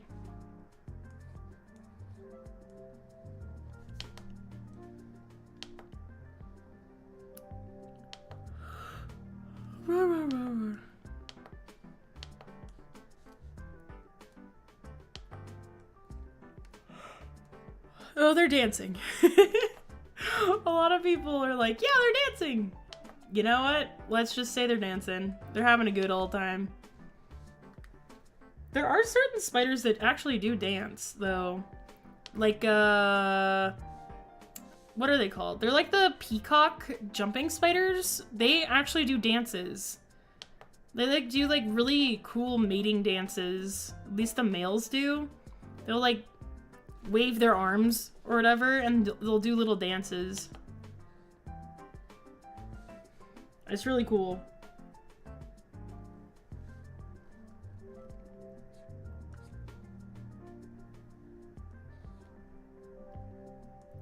They're pretty cool. Did you know tarantulas actually have like, they have like little tiny paws that actually kind of look like this? They sometimes like they have like little hooks or whatever. I can kind of like, if you look really close when one of my spiders is on the glass of their enclosure, you can kind of see their little feet on the end of their legs. It's kind of cute.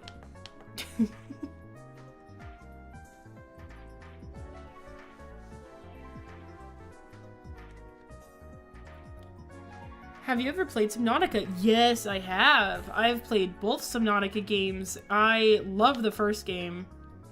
Love me the first Subnautica. So good. I do have some opinions about Below Zero, though, if you want to hear them. I could rant about how Below Zero is kind of garbage. What's up, noob? What's going on? Brody noob. Noodle's making an object show called Object National. Oh, cool. Nice, nice.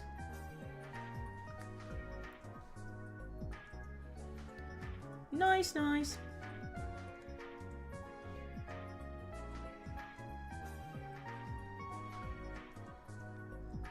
We're drawing spiders today. Speeder spiders.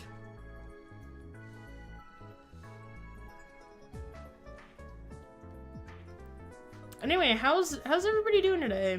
I think I already asked this earlier, but I want to ask it again because there's some new people in chat.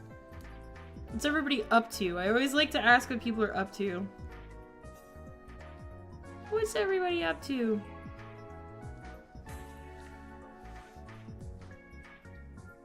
Subnautica Below Zero kind of sucked, but Alan, my beloved, you actually, I'm good. All right, awesome. You actually liked Alan? I had some problems with Alan, to be honest. I found him kind of annoying. Kind of brought my C-Depth Model 1 Seamoth to under the ship because I was walking under the Aurora and then got jump scared by the Reaper. playing Terraria with Soul. Okay, cool. I thought you guys were doing that. I couldn't remember. That sounds really scary though. Yeah, I had gotten... I remember going down into one of the deeper areas and I kept getting jump scared by a warper. That sucked. It kept warping me out of my vehicle. I love Alan. I'm glad you like him, because I found Alan to be really annoying, and honestly, my honest opinion, I found him to... Alan is my wife. You can keep him. But yeah, I found him to be really annoying, to be quite honest. Oh my god, Danganronpa music. Okay. It was like, he just kept chiming in, and I also hated Robin, to be honest, because Robin wouldn't shut up. And like, I just really feel like Subnautica's experience was so much more enhanced when you didn't have talking protagonists. I was like, please shut up. Please just shut up. That was my own opinion though. I was like, I'm not a big fan of it. I can understand why other people really liked it though. I was like, yeah, go ahead. I don't care if you like it, that's fine, but my own personal opinion, I found it annoying. And then, like, the whole story arc with Alan and stuff just didn't make a lot of sense. And then it was like, with Robin, you were supposed to be investigating her sister's death, and then you just like go off on like this fucking side quest where it's like, time to make Alan a body, and I'm like, hello? Like, weren't we supposed to be down here investigating like Sam's death? But okay, we're off doing this other bullshit. And then we're just like, the ending just drove me insane. I was like, why? I don't know if anybody cares about Subnautica Below Zero spoilers, because I really want to talk about how I hated the ending. To be honest, I loved it when he chimed in while I was doing stuff after I discovered he was in my mind. I googled all the voice lines and stuff to get them. Hey, I can understand why people do like Alan though. Because I feel like he is kind of a fun character, but at the same time I think the one I found most annoying was Robin. Robin drove me nuts. I was like, shut up. Like, Alan's fine. Like, he kind of drove me a little nuts, but compared to Robin, Alan's fine. He's okay. But I'm like, sometimes his logic, like Alan's logic, didn't seem really correct. Because he's confused about like basic human empathy and like emotions and hope and stuff. Like, I remember some of those voice lines where it was like, oh, I don't understand hope. I don't understand, like, this or whatever. And I'm like, it is canonical to the story that Alan is, like, what, a biologist or something? I don't remember what his, like, role is. But he's, like, he's knowledgeable enough to be entrusted with, like, the virus, right? And he's knowledgeable enough to be like, yeah, like, I know a lot. And then he's like, he's so fucking confused about, like, basic human empathy and survival. And I'm like, that's how humans survive, is with, like, empathy and hope and things like that. And he's, like, fucking confused about it. And I'm like, what the fuck are you on about? What do you mean? What do you mean you're confused? Robin sucks. Shut up. You're supposed to be professional. Stop talking to yourself. No, that's my exact thought too. Is like, Robin just sits and like talks to herself constantly. And I'm like, why are you talking? Shut up. I'm just trying to gather materials. You're being so annoying. Yeah, Robin drove me up a wall. And I was like, you've got to be kidding me. Is it 6? How many eyes do tarantulas have? Alan is the biologist who created the Kara virus, or however you say it. He's also biomechanical, so it makes sense he doesn't understand some emotions. Yeah, I guess it kind of makes sense, I suppose, but I don't know, I just felt like he should know a bit more, or like have a little bit more understanding. I don't know, that was my own personal opinion, I guess. I was like, I don't understand, like, how Alan's not getting this, but okay. But maybe I'm in the wrong, I don't know, for thinking Alan's just like, come on, how are you not getting this? Listens. I need, let's see, how many eyes do tarantulas have? 8. Okay, that's what I thought. I need a picture of it, because I'm getting confused on the eye placement. Okay. Alan is my Pookie. Well, I'm glad you like him. I just think, like, Alan was fine as a character. Other than B. Who's B?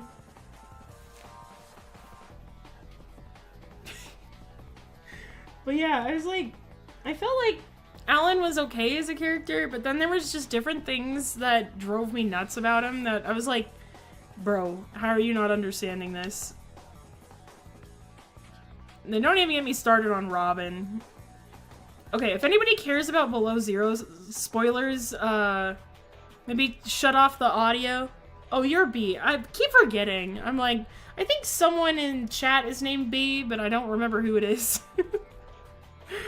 Volt is B. Okay. I gotcha. I gotcha. B is my Pookie. Okay. I gotcha now. Okay. So, if anybody cares about Below Zero spoilers, turn off the volume. So I'm gonna rant. I'm gonna rant. I don't care about spoilers. Okay. So, what drove me nuts, okay, is at the end of Below Zero, it was like, Robin was like, oh, like, we have to, you know, we have to find the cause of my, still don't know how to process that. But yeah, Robin was like, oh, like,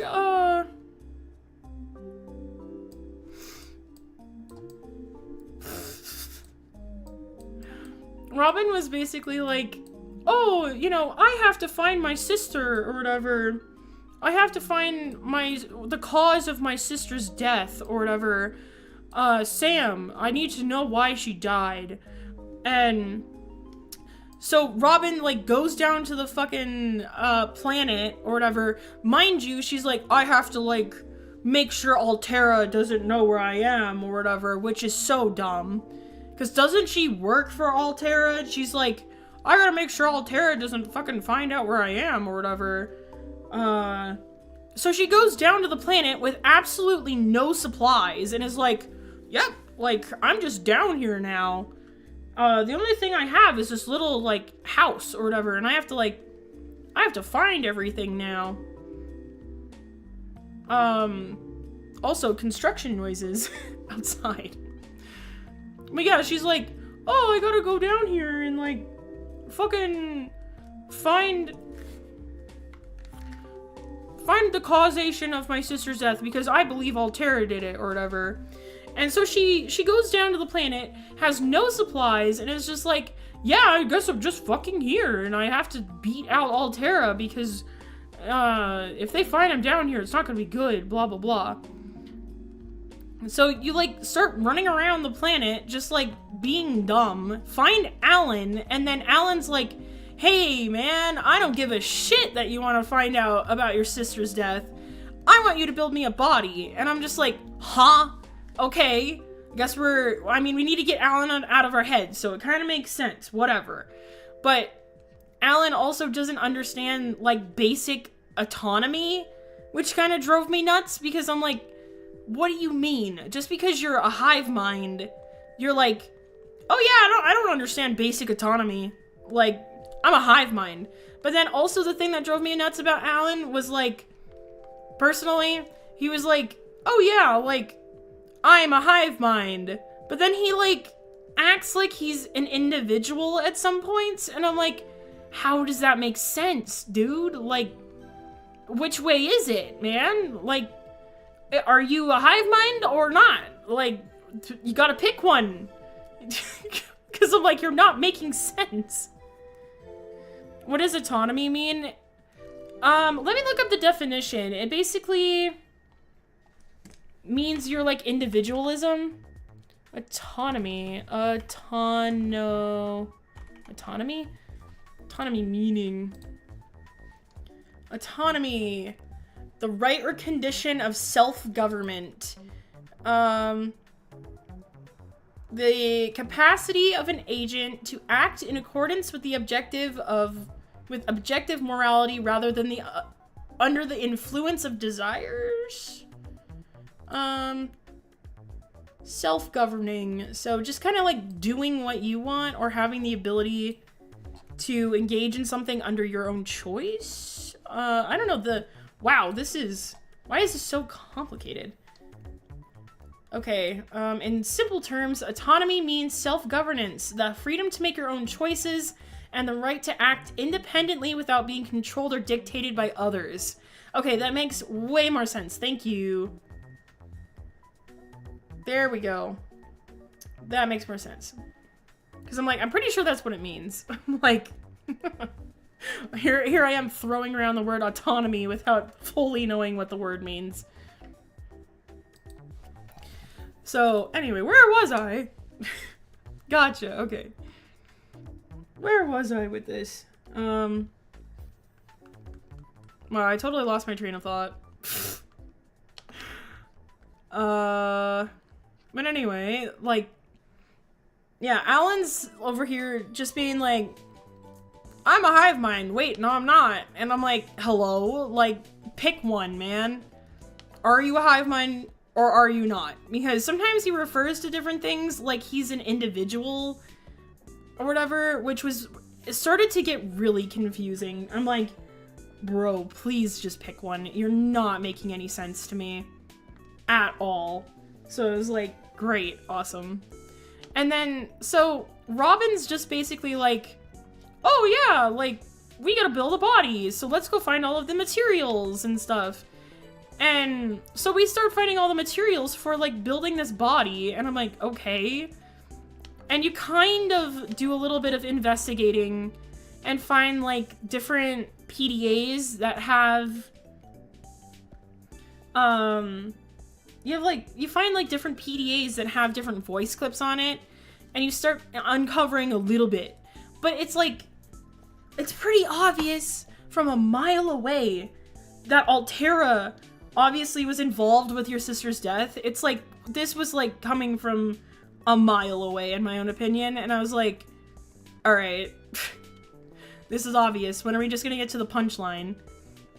So, then it's like, you start uncovering stuff, and then it's like, mind you, you find this like big leviathan in the ice, and then it's like pretty much found out that like Altera was like, I don't know, had something to do with covering up your sister's death because she was an idiot and like blew it up because she was like, I don't want Altera to have it or something like that. Which I was like, okay. So she like fucking blows herself up or whatever for some dumb reason on accident. And then is like, alright, like, we were gonna find the cure. I found the cure for like the Kara virus or whatever by like doing something with this like virus that's attached to Beef and Discord. Go see. Oh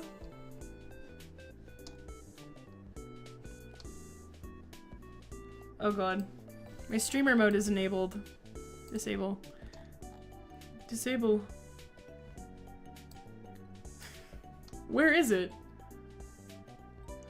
Oh, it's not mine. I'm like, where?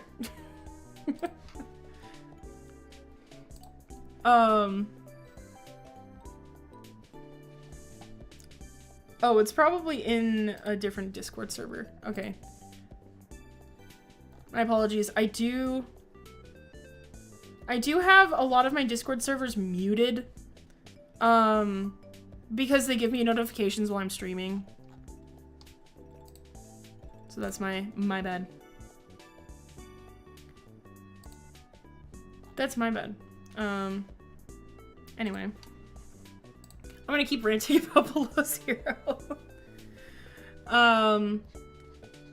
So then after that, then it was like, okay, we find this like that Robin was like, oh yeah, Robin was basically like, oh yeah, I found the cure to the Kara by like doing something with this Kara virus that was in this big leviathan frozen in the ice. She just like tries blowing that up, doesn't blow it up, Altera covers it up, and then we're supposed to like uncover all of that, and then we find the big leviathan, and then it was like so easy to cure it or whatever. You just like inject shit and it was like, ta-da, we're done. And then it was like, okay, now we like we're like done. Like there's nothing else to like do now.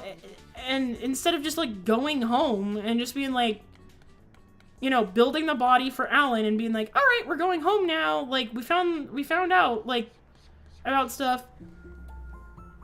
It was like, okay, well, guess what? Guess what now? Robin's gonna go with Alan to his home planet. Which I'm like, what in the actual fuck are you on about? Because it's like, okay, why? I can't even remember why. It was like, yeah, well, let's just go with you. And then it was like, okay, great. It's like, okay, great, we're gonna go with you to this planet. We don't even know if the atmosphere, is it breathable? Is it, you know, is it breathable? Is it okay? Are the people gonna just destroy you and me because you screwed up and you got freaking left here? It was like, hello? Like, this seems totally logical. I don't know, it drove me nuts. I'm like, Robin, why? You got Alan out of your head, and now you're gonna be a dumbass and go to his planet? For what reason? What was the point? I don't know. I have a lot of beef with Below Zero. Don't even get me started on the gameplay. Ugh. The story just, to me, didn't make very much sense. I was like, okay, I guess, whatever. They could have done so much more, I feel, with these characters, or made sense. Research? Was that literally the reason Curiosity Robin just was like, yeah, I'm just gonna go to a planet that, I have no idea if I'm gonna live if I go, but, I'm just curious about it. Was that her whole point? Was that why? Because I can't remember, like, why. There is a really good video essay I will recommend to anybody, I will find it here, to anyone who wants to.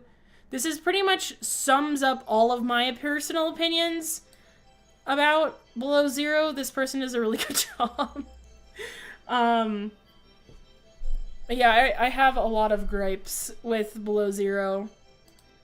I just felt like the story didn't make sense, and then there was there's a lot.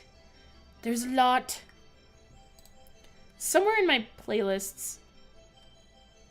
2 hours. Whoop, whoop, whoop. We got like another hour. Let's see. Oh, where is it? Of course my mic arm. My mic arm's always in the way. Skips around in circles. Yay! Oh, it's in my video essays playlist. It's somewhere. Here it is. It's by Ugly Fish. Here's the link. If anybody wants to hear my opinions, basically, on Below Zero. Uh-oh. Of course. Here, I'm gonna have to post it somewhere else.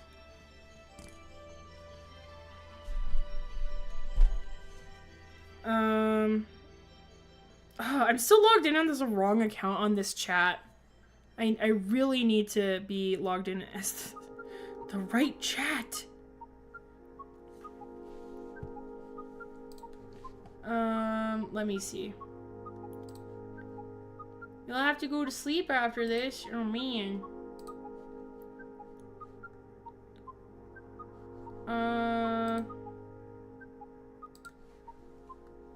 This might be loud. I am so sorry. Here, I will mute my stream. I don't know how you get into the YouTube live studio. Ooh, Gorilla Tag analog word. Nice. Nice. God damn it. How do I get to my YouTube live studio? YouTube live studio. I swear to God. How do I get to my live dashboard?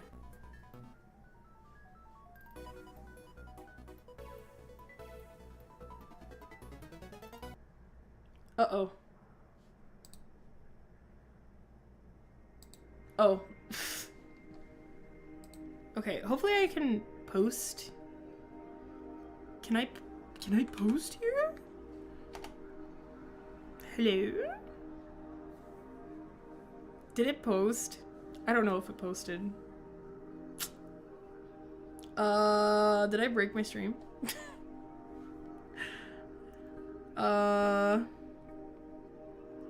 Why is my chat not...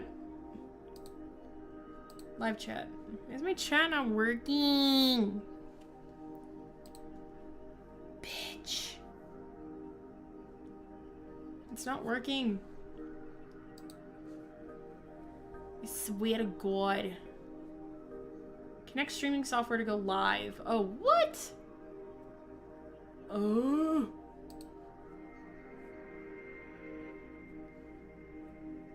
You bitch. Okay. It's not wanting to load. It's not wanting to load the chat. I swear, I really want to put this in chat.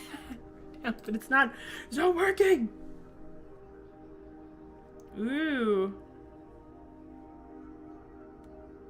Maps and bosses and everything. Nice. I swear to God. I want to link this so bad. Might just have to put it in the Discord, to be honest.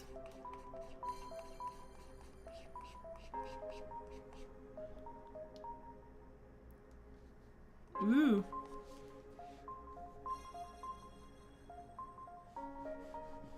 There, okay. Jesus, I don't know why my chat takes forever to load on YouTube. Here's the link. Jesus Christ. There's the link to the... That is the link to the video essay about Below Zero and my opinions on it. So if anybody wants to watch a video essay on Below Zero, there it is. It's in the chat. I was like 7 playing Subnautica. I would have just exploded. I would have exploded if I played Subnautica at that age, which Subnautica wasn't even out. My dad told me to go into the void. That's so evil. Oh my god. Yeah. Ask me anything, man. Ask me anything. What's up? Let's see. I needed to... What happened to my picture? Here it is. There is a biome out there. There's a biome of water. I went past the island. A biome of water.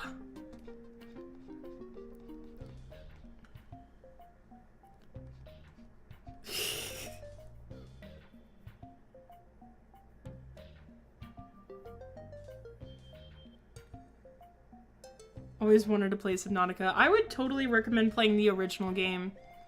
If anyone wants a really good game about like underwater survival and like aliens and stuff, play the original Subnautica. Play the original Subnautica. It's so good. It's so good. Do you have any tips for shading? That's a great question. It depends on how you're shading. If you're just doing like cell shading or blended out shading, good questions, but let's see. Shading tips. Let's see. What are my tips for shading? Let's see. Yeah, know which direction the light comes from. Which I'm sometimes bad about this. I'm honestly sometimes really bad about lighting and stuff. So cell shading, let me give you an example. Let me see if I have anything. So I did this for my friend's channel. So this is cell shading. This is what I would call cell shading. So this is basically, yeah, soft and hard shading. I can't see Kiki's chat, by the way. Unfortunately. I can't see it. So, this is, like, it's hard shading. I would, like, for cell shading, I always like to either, like, don't do a complementary color for, like, the shading because it makes it look muddy, I have found. Usually, I want to have, like, more saturated color of, like, the main color. It makes it look a little bit more rich, or you could maybe even do, like, something that might be, like, slightly red or something. Like, depending on the color that you're kind of working with. But this is my own style for, like, shading things. It's not, like, super crazy or anything. Especially, like, highlights are just kind of thrown around. But I would say, like, the lighting source is kind of coming from up here. I don't do super good with, like, lighting. It's something I want to study a lot more. I feel like I could do a lot more stuff with dynamic lighting. Sometimes I just do very, very general lighting that doesn't make sense. I could probably find something else that has lighting. Let me see. Something that has more blended out lighting. Here's my art folder. Let's look at some of my artwork so I can talk about the shading on some of these things. So I would say like this. Hello? Stop it. I would say this monster in particular doesn't have a direction the lighting is really facing. Like, the lighting isn't very dynamic. I assume blended out shading is more like... But yeah, like, this is where I'm like, I feel like this could have used more hard shadows. Shades into the shading... So, there's different types of shading you can do in actually one kind of piece. So, it depends on how the light is hitting it. From what I've understood, sometimes you can have something be, like, blended out, a very soft shading. And then if you have, like... So let's say, like, my shading on here could have been improved. Looking back at this, I made this in 2019. So let's say the lighting is coming from this way, right? It's coming from this way. What we could have done is, like, maybe there's some softer shadow around the eyes or something. Softer shadows, but if it's very, very bright light, like, let's say it's a bright sunlight or whatever, you're gonna have more harder shadows. You're gonna have shadows that, like, let's say, like, one of these horns or whatever, one of these little spikes on the back, it's gonna have a hard shadow. You know, it's gonna have a shadow that, doesn't blend out or smooth out or is, like, really soft, like these shadows. It's gonna be more hard. So, it's gonna really reflect the shape of this spike onto the back of the creature because it's really bright. And then if you have, like, let's say it is very, let's say it's cloudy outside. Let's say it's cloudy outside and this creature is walking around. It's gonna have more shading like this. It's gonna be a lot more soft, and there's not gonna be as many hard shadows. And you can do this yourself and study this yourself. Like, let's say, go outside one day while it's cloudy and look at the shadows on your hands or your arms or your clothes, and you'll kind of see, like, how the shadows look or whatever, like, if it's really bright out or if it's really cloudy. It's a lot to do with, like, playing with the lighting, you know, because if you have a light source, I clicked on the wrong one. So, like, if you have a light source, it's all gonna be concentrated, you know, in one area, which kind of blended out like this, but, so, I don't know, like, it depends. I do a lot of shading like this, where it's all just blended out, when in reality, looking at it and kind of examining how I'm doing shadowing, like shading, I could have a lot more hard shadows, in my stuff in general. I tend to blend things out way too much, is probably where I'm at. So, something like this, they're the light source. So, very soft. Very soft. But, like, up here, I feel like this should have had some more hard shadows or something. So, I don't know. It depends on the surface, too. Depends on the shape. Depends on the light source. You think you kind of understand? Yeah. Personally, I don't even understand shading and stuff like that very well. I don't apply it to what I'm doing often. So, for instance, like this is kind of one where, okay, the light source is the lantern, right? The light source is the lantern. So, this is where I did an alright job with the lighting, I feel. You know, everything's gonna be brighter next to the light source, you know, things get darker going away. I had some harder shadows in here. I don't know, it depends. It's something that I want to research a lot more, because I feel like there could be some improvement. Because, like, for instance, this one doesn't have good lighting. But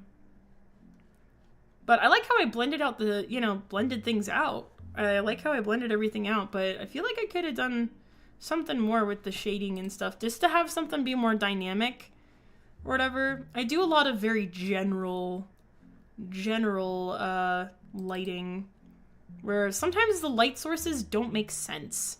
For instance, like this one, the light source doesn't make very much sense. Like, where's the light source coming from? Like, is it coming from the hand? No, it's not. Where's it coming from? It looks like the light source is coming from the front of it, because there's no direction, you know, kind of thing. Uncle Bink made you get murdered by monsters? Oh god. Maybe this is a better example, because this is a study. See the highlights here are very pronounced because it's shiny, and the highlights in the hair is going to be more subdued because of the surface. But then, like, this side of the face is more shaded and more one color. You can see where I tried to do some hard shadowing, some hard shading. Wish I had an example of a sketch I did in a charcoal class I took. I wish I had that sketch, but I don't think I have it. I don't think so. Let me look here. No. But yeah, I don't know. It depends. I think there's a lot I could improve on, but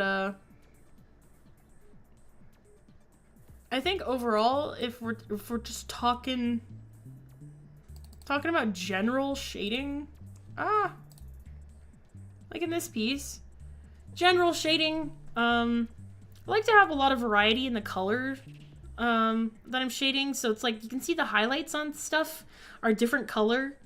Sometimes lighting can bounce off of things or whatever and make things look a different color. So I don't know. There's a lot of intricacies when it comes to lighting, and that's why I feel like it's so complicated. There's so many intricacies when it comes to lighting. It's so hard to explain, but it's very hard to explain. I don't know. Depends on a lot of stuff. Depends on the material. So it's like hair is hard to shade. You can see I would work a lot with like texture and stuff. So I don't know. Do you have any small tips for drawing the heads of dragons? Oh sure. So if anything, Volt, I will say definitely do some more research if you're really wanting more stuff on like lighting and like shading and stuff on YouTube. Look some stuff up, because I need to do that too. I need to look up more stuff on lighting and shading, because there's a lot of really cool tips people can give you on stuff. So definitely look that up. But let's see, tips for drawing dragons, dragon heads.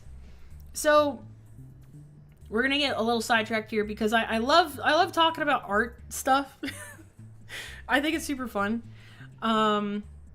So I don't mind getting sidetracked, honestly, because I gotta just nerd out about stuff.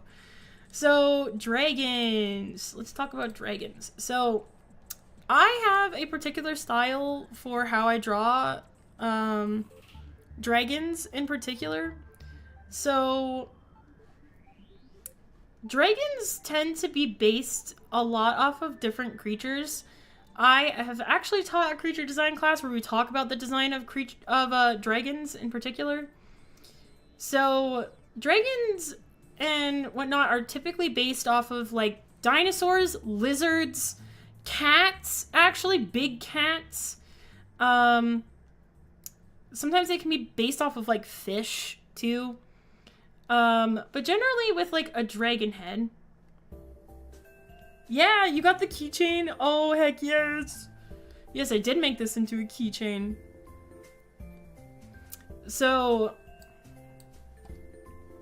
generally, I have there's a lot of people like to make dragon designs, especially their heads, very scaly. They like having a lot of scales and a lot of little frills and horns and all kinds of crazy stuff. But I have a different way that I like to draw them. I wonder if I have a picture. I don't know. I might have to go to my social media, honestly. And the sticker. Oh yeah, I did make a sticker of that. The keychain's more saturated. I guess I didn't notice that. Yeah, I think it is. Okay, dragons. Oh, here's a great example. I keep clicking on the arrow. So this is how I kind of like to draw my dragons. I like to draw them with ears. I like to draw them with ears for some reason. I really like the ears, and I also make them with not a lot of scales, pretty pronounced like nostrils, and sometimes I do different horns, but generally I like doing the horns like this. Oh my god, please stop. I like doing horns like this. I don't know what horns these are based on, but it's probably some kind of deer? Let me look. Horns of deer. There are different African deer that have horns that look like this. Those ears are cool. I know, I love adding ears. It's my favorite. Wings are the hardest when drawing dragons. I agree. I struggle so bad sometimes because it's not like bird wings. It's like bat wings, and it's so hard. So, oh my god, stop it.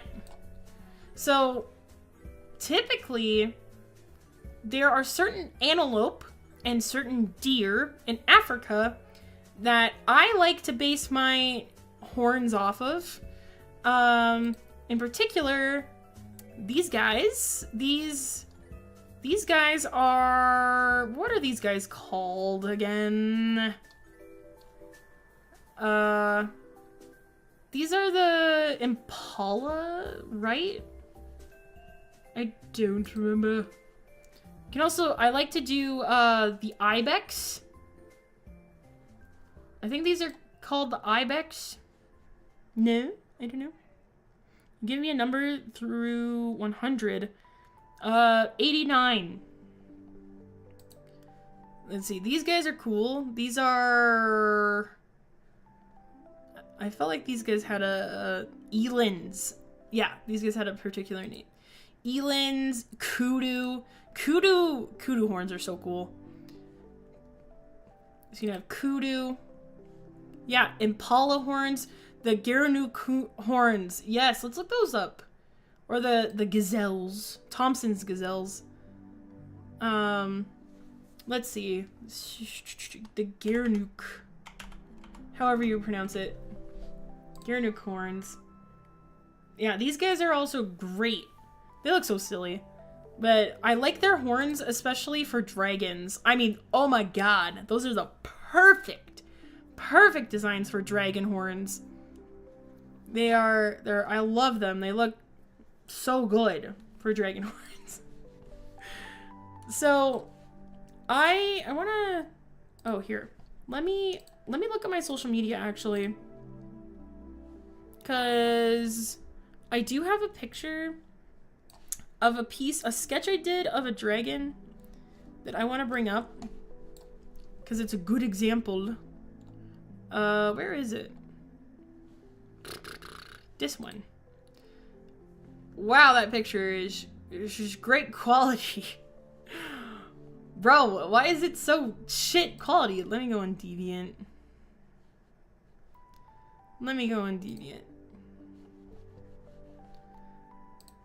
Why is it so shitty? Why is this such a garbage quality, bro? I don't know if I posted it on Blue Sky. Let's look at Pinterest. Let's look at Pinterest. Jesus Christ. I want to see the picture. Okay, we're just gonna have shit quality. Okay, so this is a sketch I did, and this is typically how I like to do my dragons anymore. This is what I like to do. So, when I draw a dragon head, usually there's a little bit of canine snout that I got going on, because you can kind of see, like, dog face? Or let's just wolf. Wolf's probably a better example. But you can kind of see how wolves have an elongated snout, that kind of thing. I guess you could also base it on, like, I don't know. You could also base it on a deer if you wanted. But typically when you're drawing a dragon head, you're going to be basing it kind of off of different elements from different creatures. So if I'm drawing a dragon head, it's going to be a little bit of, like, maybe the snout is going to be kind of like a dog or something. I always like to draw a longer mouth. You don't have to do that. Sometimes I like to draw a little horn on the chin. I think that's always super fun. Oh, it could also be based off of, like, a horse. That's another one. You could also base it off of a horse. For the mouth. Because you can kind of get, like, horse nostrils or whatever. Horse. Yeah, okay. See, you're kind of combining everything together. Because you could kind of do, like, the horse. Yes, baby alligator. That too. You could do that too. I mean, you could always have your dragon heads be, like, way wider. You could do, like, an alligator. I love how they're all facing the camera when I search of face. But yeah, some people like to base their stuff off of lizards. Too. That's also a good way to go, though I'm not a fan of how the nostrils look on alligators for, like, dragon faces. It's not my favorite. A good, let's see, red-eyed alligator skink. These guys look like mini little dragons. Just drew the Reaper Leviathan for the amount of time. I haven't played for, like, 2 months without an inspiration. Oh, that sounds really cool, though. So look at these guys. These are red-eyed alligator skinks. They look insane. They're very spiky. So, I mean, you can obviously, if you're wanting to do a dragon design, take from the natural world around us and kind of combine stuff together. So there's some different ways. I'll show some examples of how other people draw their dragon heads. But how I do it is I'm generally gonna have a longer snout. I want more pronounced nostrils. I like to have plates on, like, little scale plates on the top of their, like, snout for some reason. The eyes, generally, when I do a dragon eye, when I do a dragon eye, I'm gonna have, like, let's look up eagle eye. Maybe that's not the best example. What am I thinking of? Parrot? I'm thinking of something. I'm thinking of something that has, like, a bunch of wrinkles under the eyes. So I like to have wrinkles under the eyes and kind of on the top. I don't know why. I like doing that. I saw it somewhere. I saw someone kind of do it. So yeah, like, a lot of bird eyes have, like, these creases under them. So I like to do that on my eyes. That's what I like to do. You can kind of see that. The story of Undertale.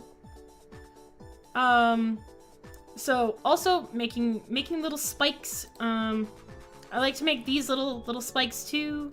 You can have the mouth open. Crocodile. Teeth are a great way to reference teeth. You can have a spike on the nose if you wanted. I generally like to do that. The eyes can have, I don't know, stuff. I can make the mouth really long. Also, a good thing to also look up. Another thing to look up is dinosaur model, face model. I don't know, face. You can also look up models of different dinosaurs. 25 minutes left. Talk or should I fight? Fight! So, yeah, I mean, you can also look up dinosaur models.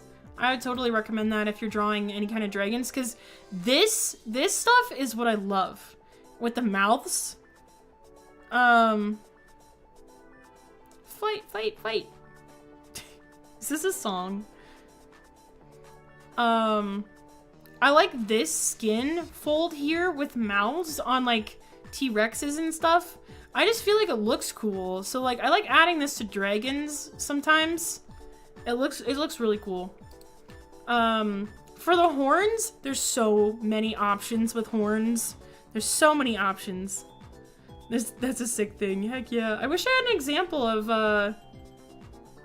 maybe I have an example of a dragon mouth, but I don't know. For the horns, definitely go for like antelope horns or like antelope horns, deer horns. You can do trees. I know that T-Rex model is not accurate, but I was just trying to show off the mouth skin stuff. I'm like, I know this does not look right. Okay, so these are like pronghorns. You could do pronghorn, but you could do these kind of horns. These are great. Impala, Bell's buck, springbuck, Garanuk horns. They're all great examples for horns. So sometimes I like to attach the horns. You can obviously you can cut them off like this, obviously, and have them start in the skin. What Wings of Fire tribe do you think you'd be? I actually don't know very much about Wings of Fire, unfortunately. I have not read any of the books, so I wouldn't know. You'd have to give me some options, and then I'd have to just guess. But yeah, I like to start sometimes the horns out of the skin. Sometimes I also, oh god.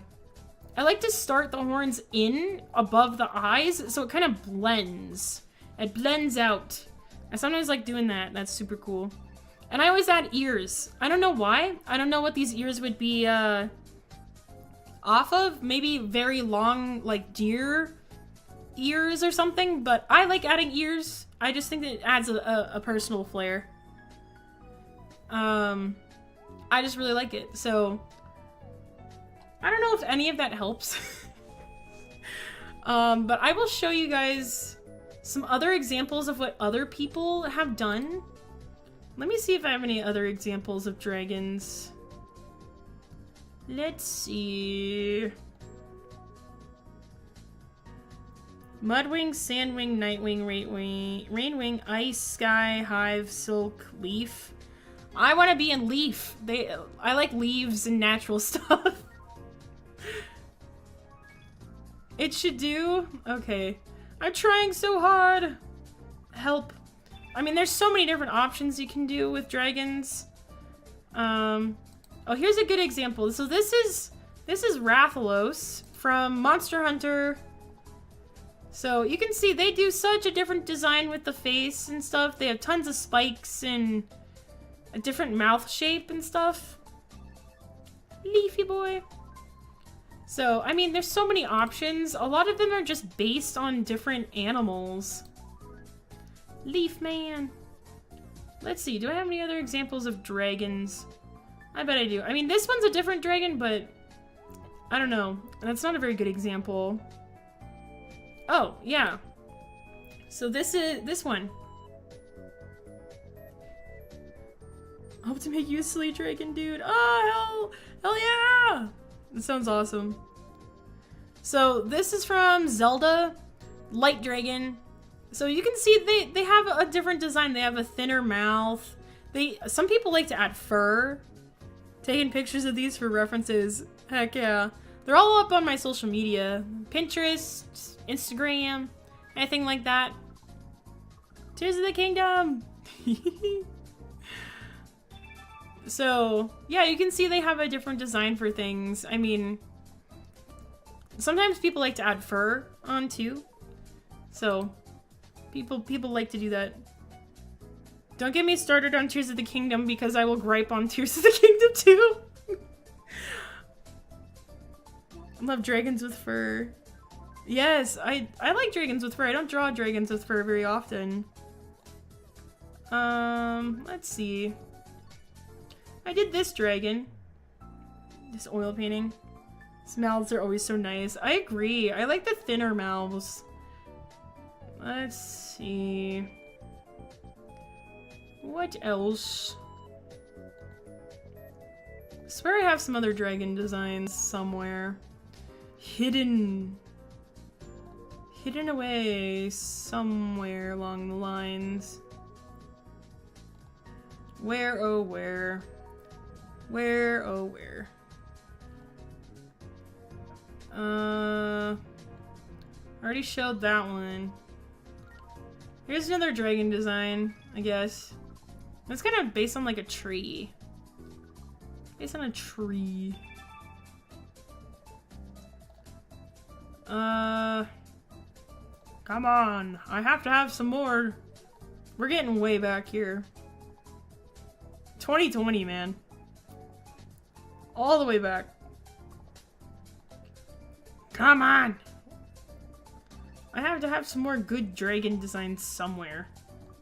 I draw dragons all the time, but I don't post them. Hello? What were you thinking? Wow, we're getting really back here.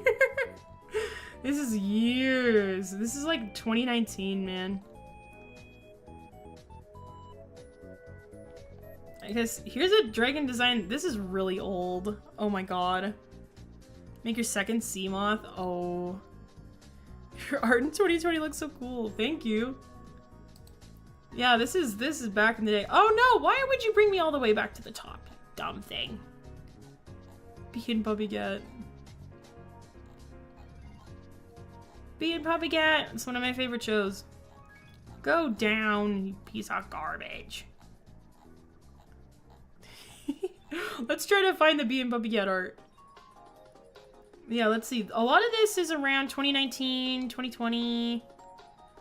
Oh, hey, here's another dragon design. Here's one. Where was that Bee and Puppy Cat design, though? I missed a bunch of dragon designs up here. I just can't look. This is one I did with the candles. Lindworm? Lindworm. Oh, this one. Yeah, people love this drawing I did. This was in 2018. Oh my god. The eye bleed drawings. Which ones? God damn it. I hate this thing. I hate this thing. Stop it. Yeah, a lot of these were like Inktober drawings and stuff.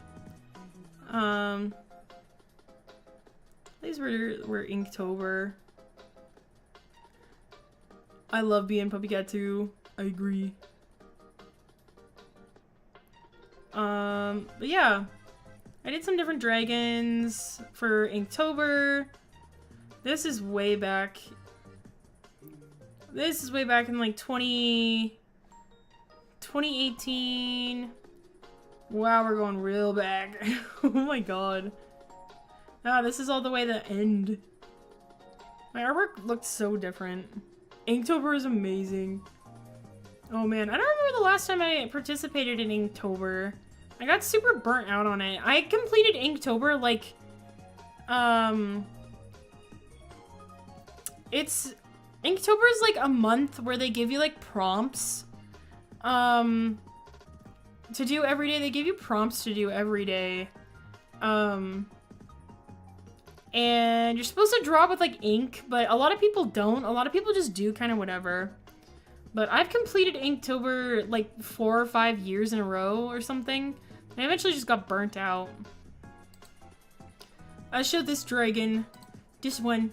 This is typically how I do my dragons. See, I have the open mouth with the skin at the sides. So, I don't know. I always do the scales like this too. I don't know if any of my tips help. I like to think they might. But I don't know. Of course, it brings me back to the top. Brings me back to the top. Does sound like it can burn out people. Yeah, a lot of people get really burnt out on it, unfortunately. Oh, hey, here's the sketch I was looking for to talk about lighting. I was like, where's this sketch? What was what? We can look what it. Queen Scarlet? What? So, you're gonna have to point out which one. So this was a charcoal drawing I did in a class to learn about it was to learn about like clothes and like fabric and how it lays down. So this is a really good example of hard and Wings of Fire character. I've never drawn anything Wings of Fire. I don't know anything about it. You might have just seen it on Pinterest though somewhere. I don't know. Oh, a red dragon. We can look again. But yeah, this is I was like, this is a good example of hard and soft shading, because it's like under here we can see like there's some softer shading, like under here there's harder shading depending on where things are and the lighting. So this was an actual model of a sculpture, like of a head. So yeah, the lighting was coming from this way or whatever and hitting the face. So it's just a good example of some harder and lighter shading. Wow. Okay. Ah! Okay, if I go back, it's gonna go all the way back up to the top. I'm just gonna go all the way back to the top. Let's see. What are we looking for? My Bahelit that I did. I forgot about that one. Let's see. What else I got going on? Oh, this painting I did of chicken nuggets and oil, chicken nuggets and fries and oils. Oh my god. Yeah, this painting I did of chicken nuggets and french fries. That's a good one. I did it for my brother. This was when I was getting into oil painting. All of these are like oil paintings.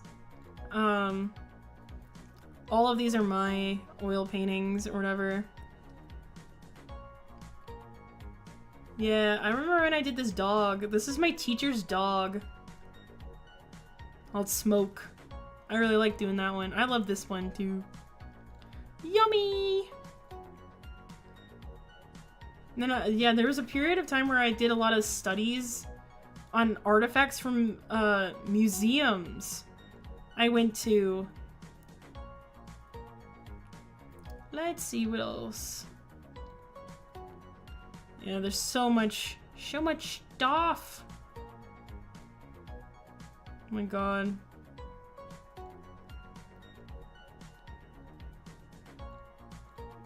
Let's see.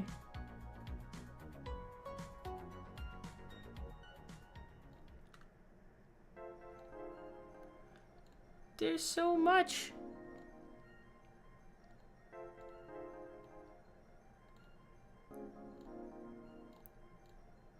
So yeah, I guess this is all my artwork. A lot of it. Sure, that sounds awesome. Make me a silly leaf wing character. Nice, that'd be so fun.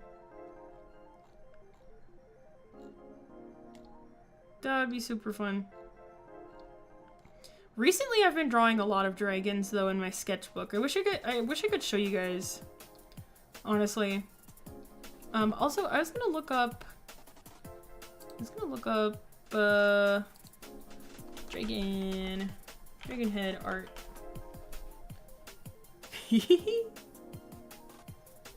No, not my pins. All pins. So I wanted to show you how some other people draw dragon heads. Other people are very, very detailed with their scales. Get to the drawing room! Start drawing! So yeah, you can see how some people make their dragon heads more wide or more like brutish is probably the best word. Sometimes they give them underbites, different horn shapes. There's so many options. There's so many options. You can do the eyes differently. You can kind of have like the eyes inset, kind of like that. Some people are very detailed with their scales. Like this one in particular, like look at all of the scales. It's crazy. Some people are nuts. I mean, other people do it really simple. Like this, you can see all kinds of like head shapes you can do. You can do it like based on birds and kind of all kinds of stuff. You can do more simplistic. Some people go nuts. Like, yeah, you can do all kinds of like scales. Because a good example of different dragon head designs that work is obviously how to train your dragon.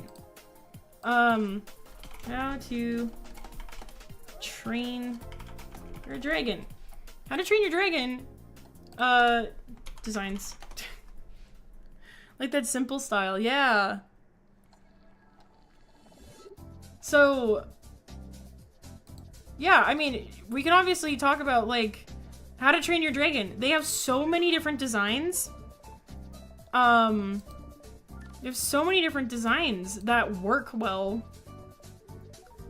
And different head shapes, different horns, different things like that. You just go to watch the movies and you can see how different shape language ends up working with the dragons and stuff. You have the big dragons, you have the small ones, you have the thin ones, all kinds of stuff. So, I mean, you even have like things like Chinese dragons that have different looks to them. I didn't entirely enjoy How to Train Your Dragon. Fair enough. I didn't like the third movie. I liked the first and second one though. It wasn't bad. Just wasn't very intrigued. No, that's fair enough. I can understand why. I did not like the third movie. That was the one movie I just really didn't like. I like the first two movies though. Like look at these studies. Oh my god. Those are crazy. Those go nuts. I mean, you can even put horns on the chin. Like look at how many things you can do. There's so much. You could make it like a snake. More of a snake design. Like you don't even have to make the scales very defined. The Light Fury sucked. I agree. Brainstorming ideas for the Leaf Wing character. She had no character development. I agree. I was like, oh, you're so boring. I hated that they're like, oh, like, let's go ahead and release all of the dragons now. Or whatever. It looks aquatic. Yeah. Look at this one. This one, sometimes people add fins and stuff. People add fins. I'd like to get better at drawing dragons. I feel like there's a lot more intricate designs I could do. I feel like it'd be really cool. But yeah, I didn't like the third movie because they were like, let's let all of the dragons go because that's the right thing to do. And I'm like, bitch, what? I'm like, the first couple of movies, there is absolutely no point to them now. Because you screwed up.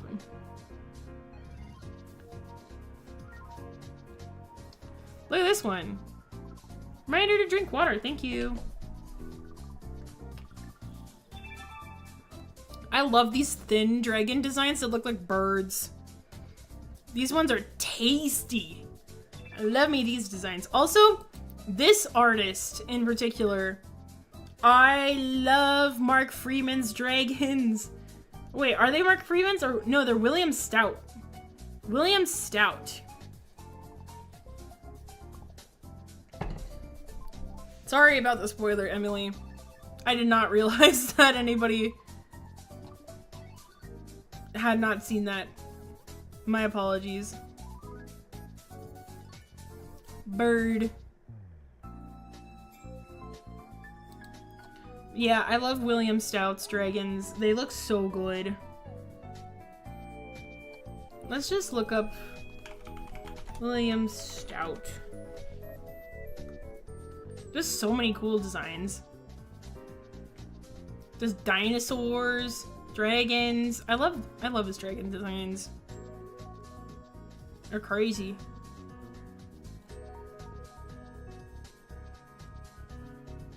I don't mind because I don't think I'll watch How to Train Your Dragon 3. Okay. Going under the Aurora ship again. Which way, Seamock? Luck. Good luck. Have fun. Love that the longer you're alive as a plant in the Terraria, it's easier to live.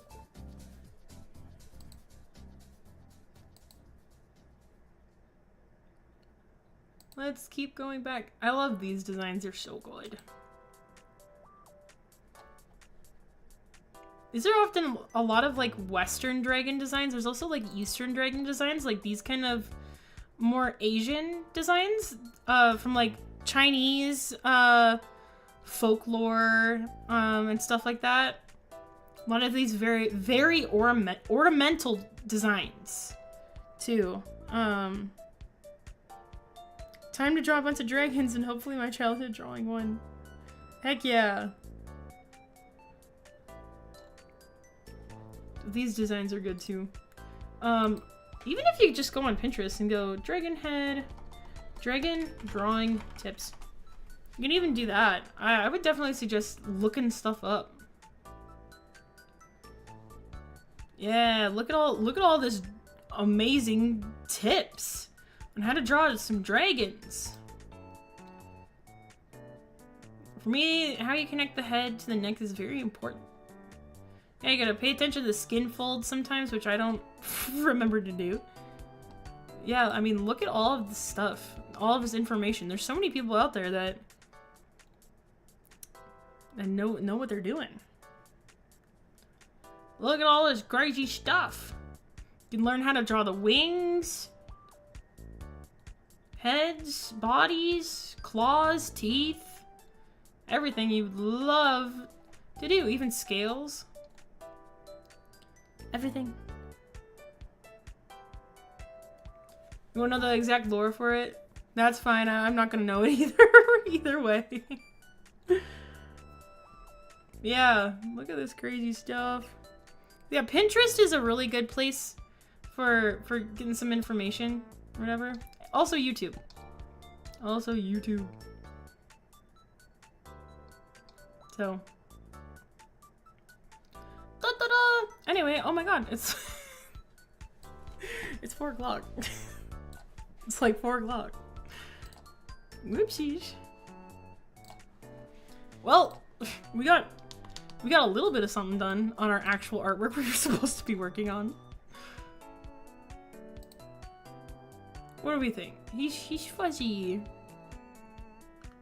Fuzzy spider. I didn't finish. I didn't finish the head of it. I want to finish this really quick. I had a picture of how it looked. I want to finish this. It looks really fuzzy towards like fluffy. Good night. Oh, my cat's here to say hello. and say goodbye. I want to finish this really, really quick because otherwise I'm gonna forget.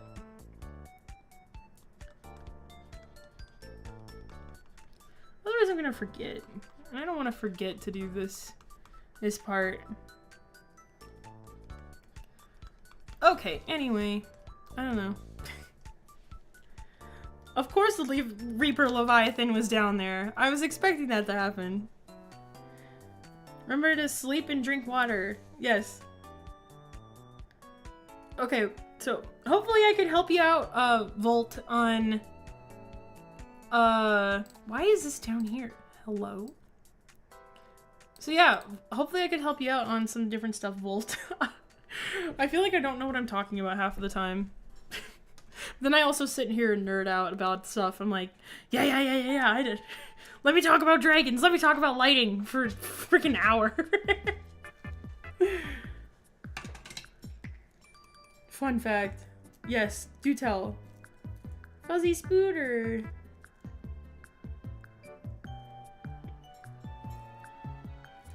What's the fun fact? I gotta know this before I leave.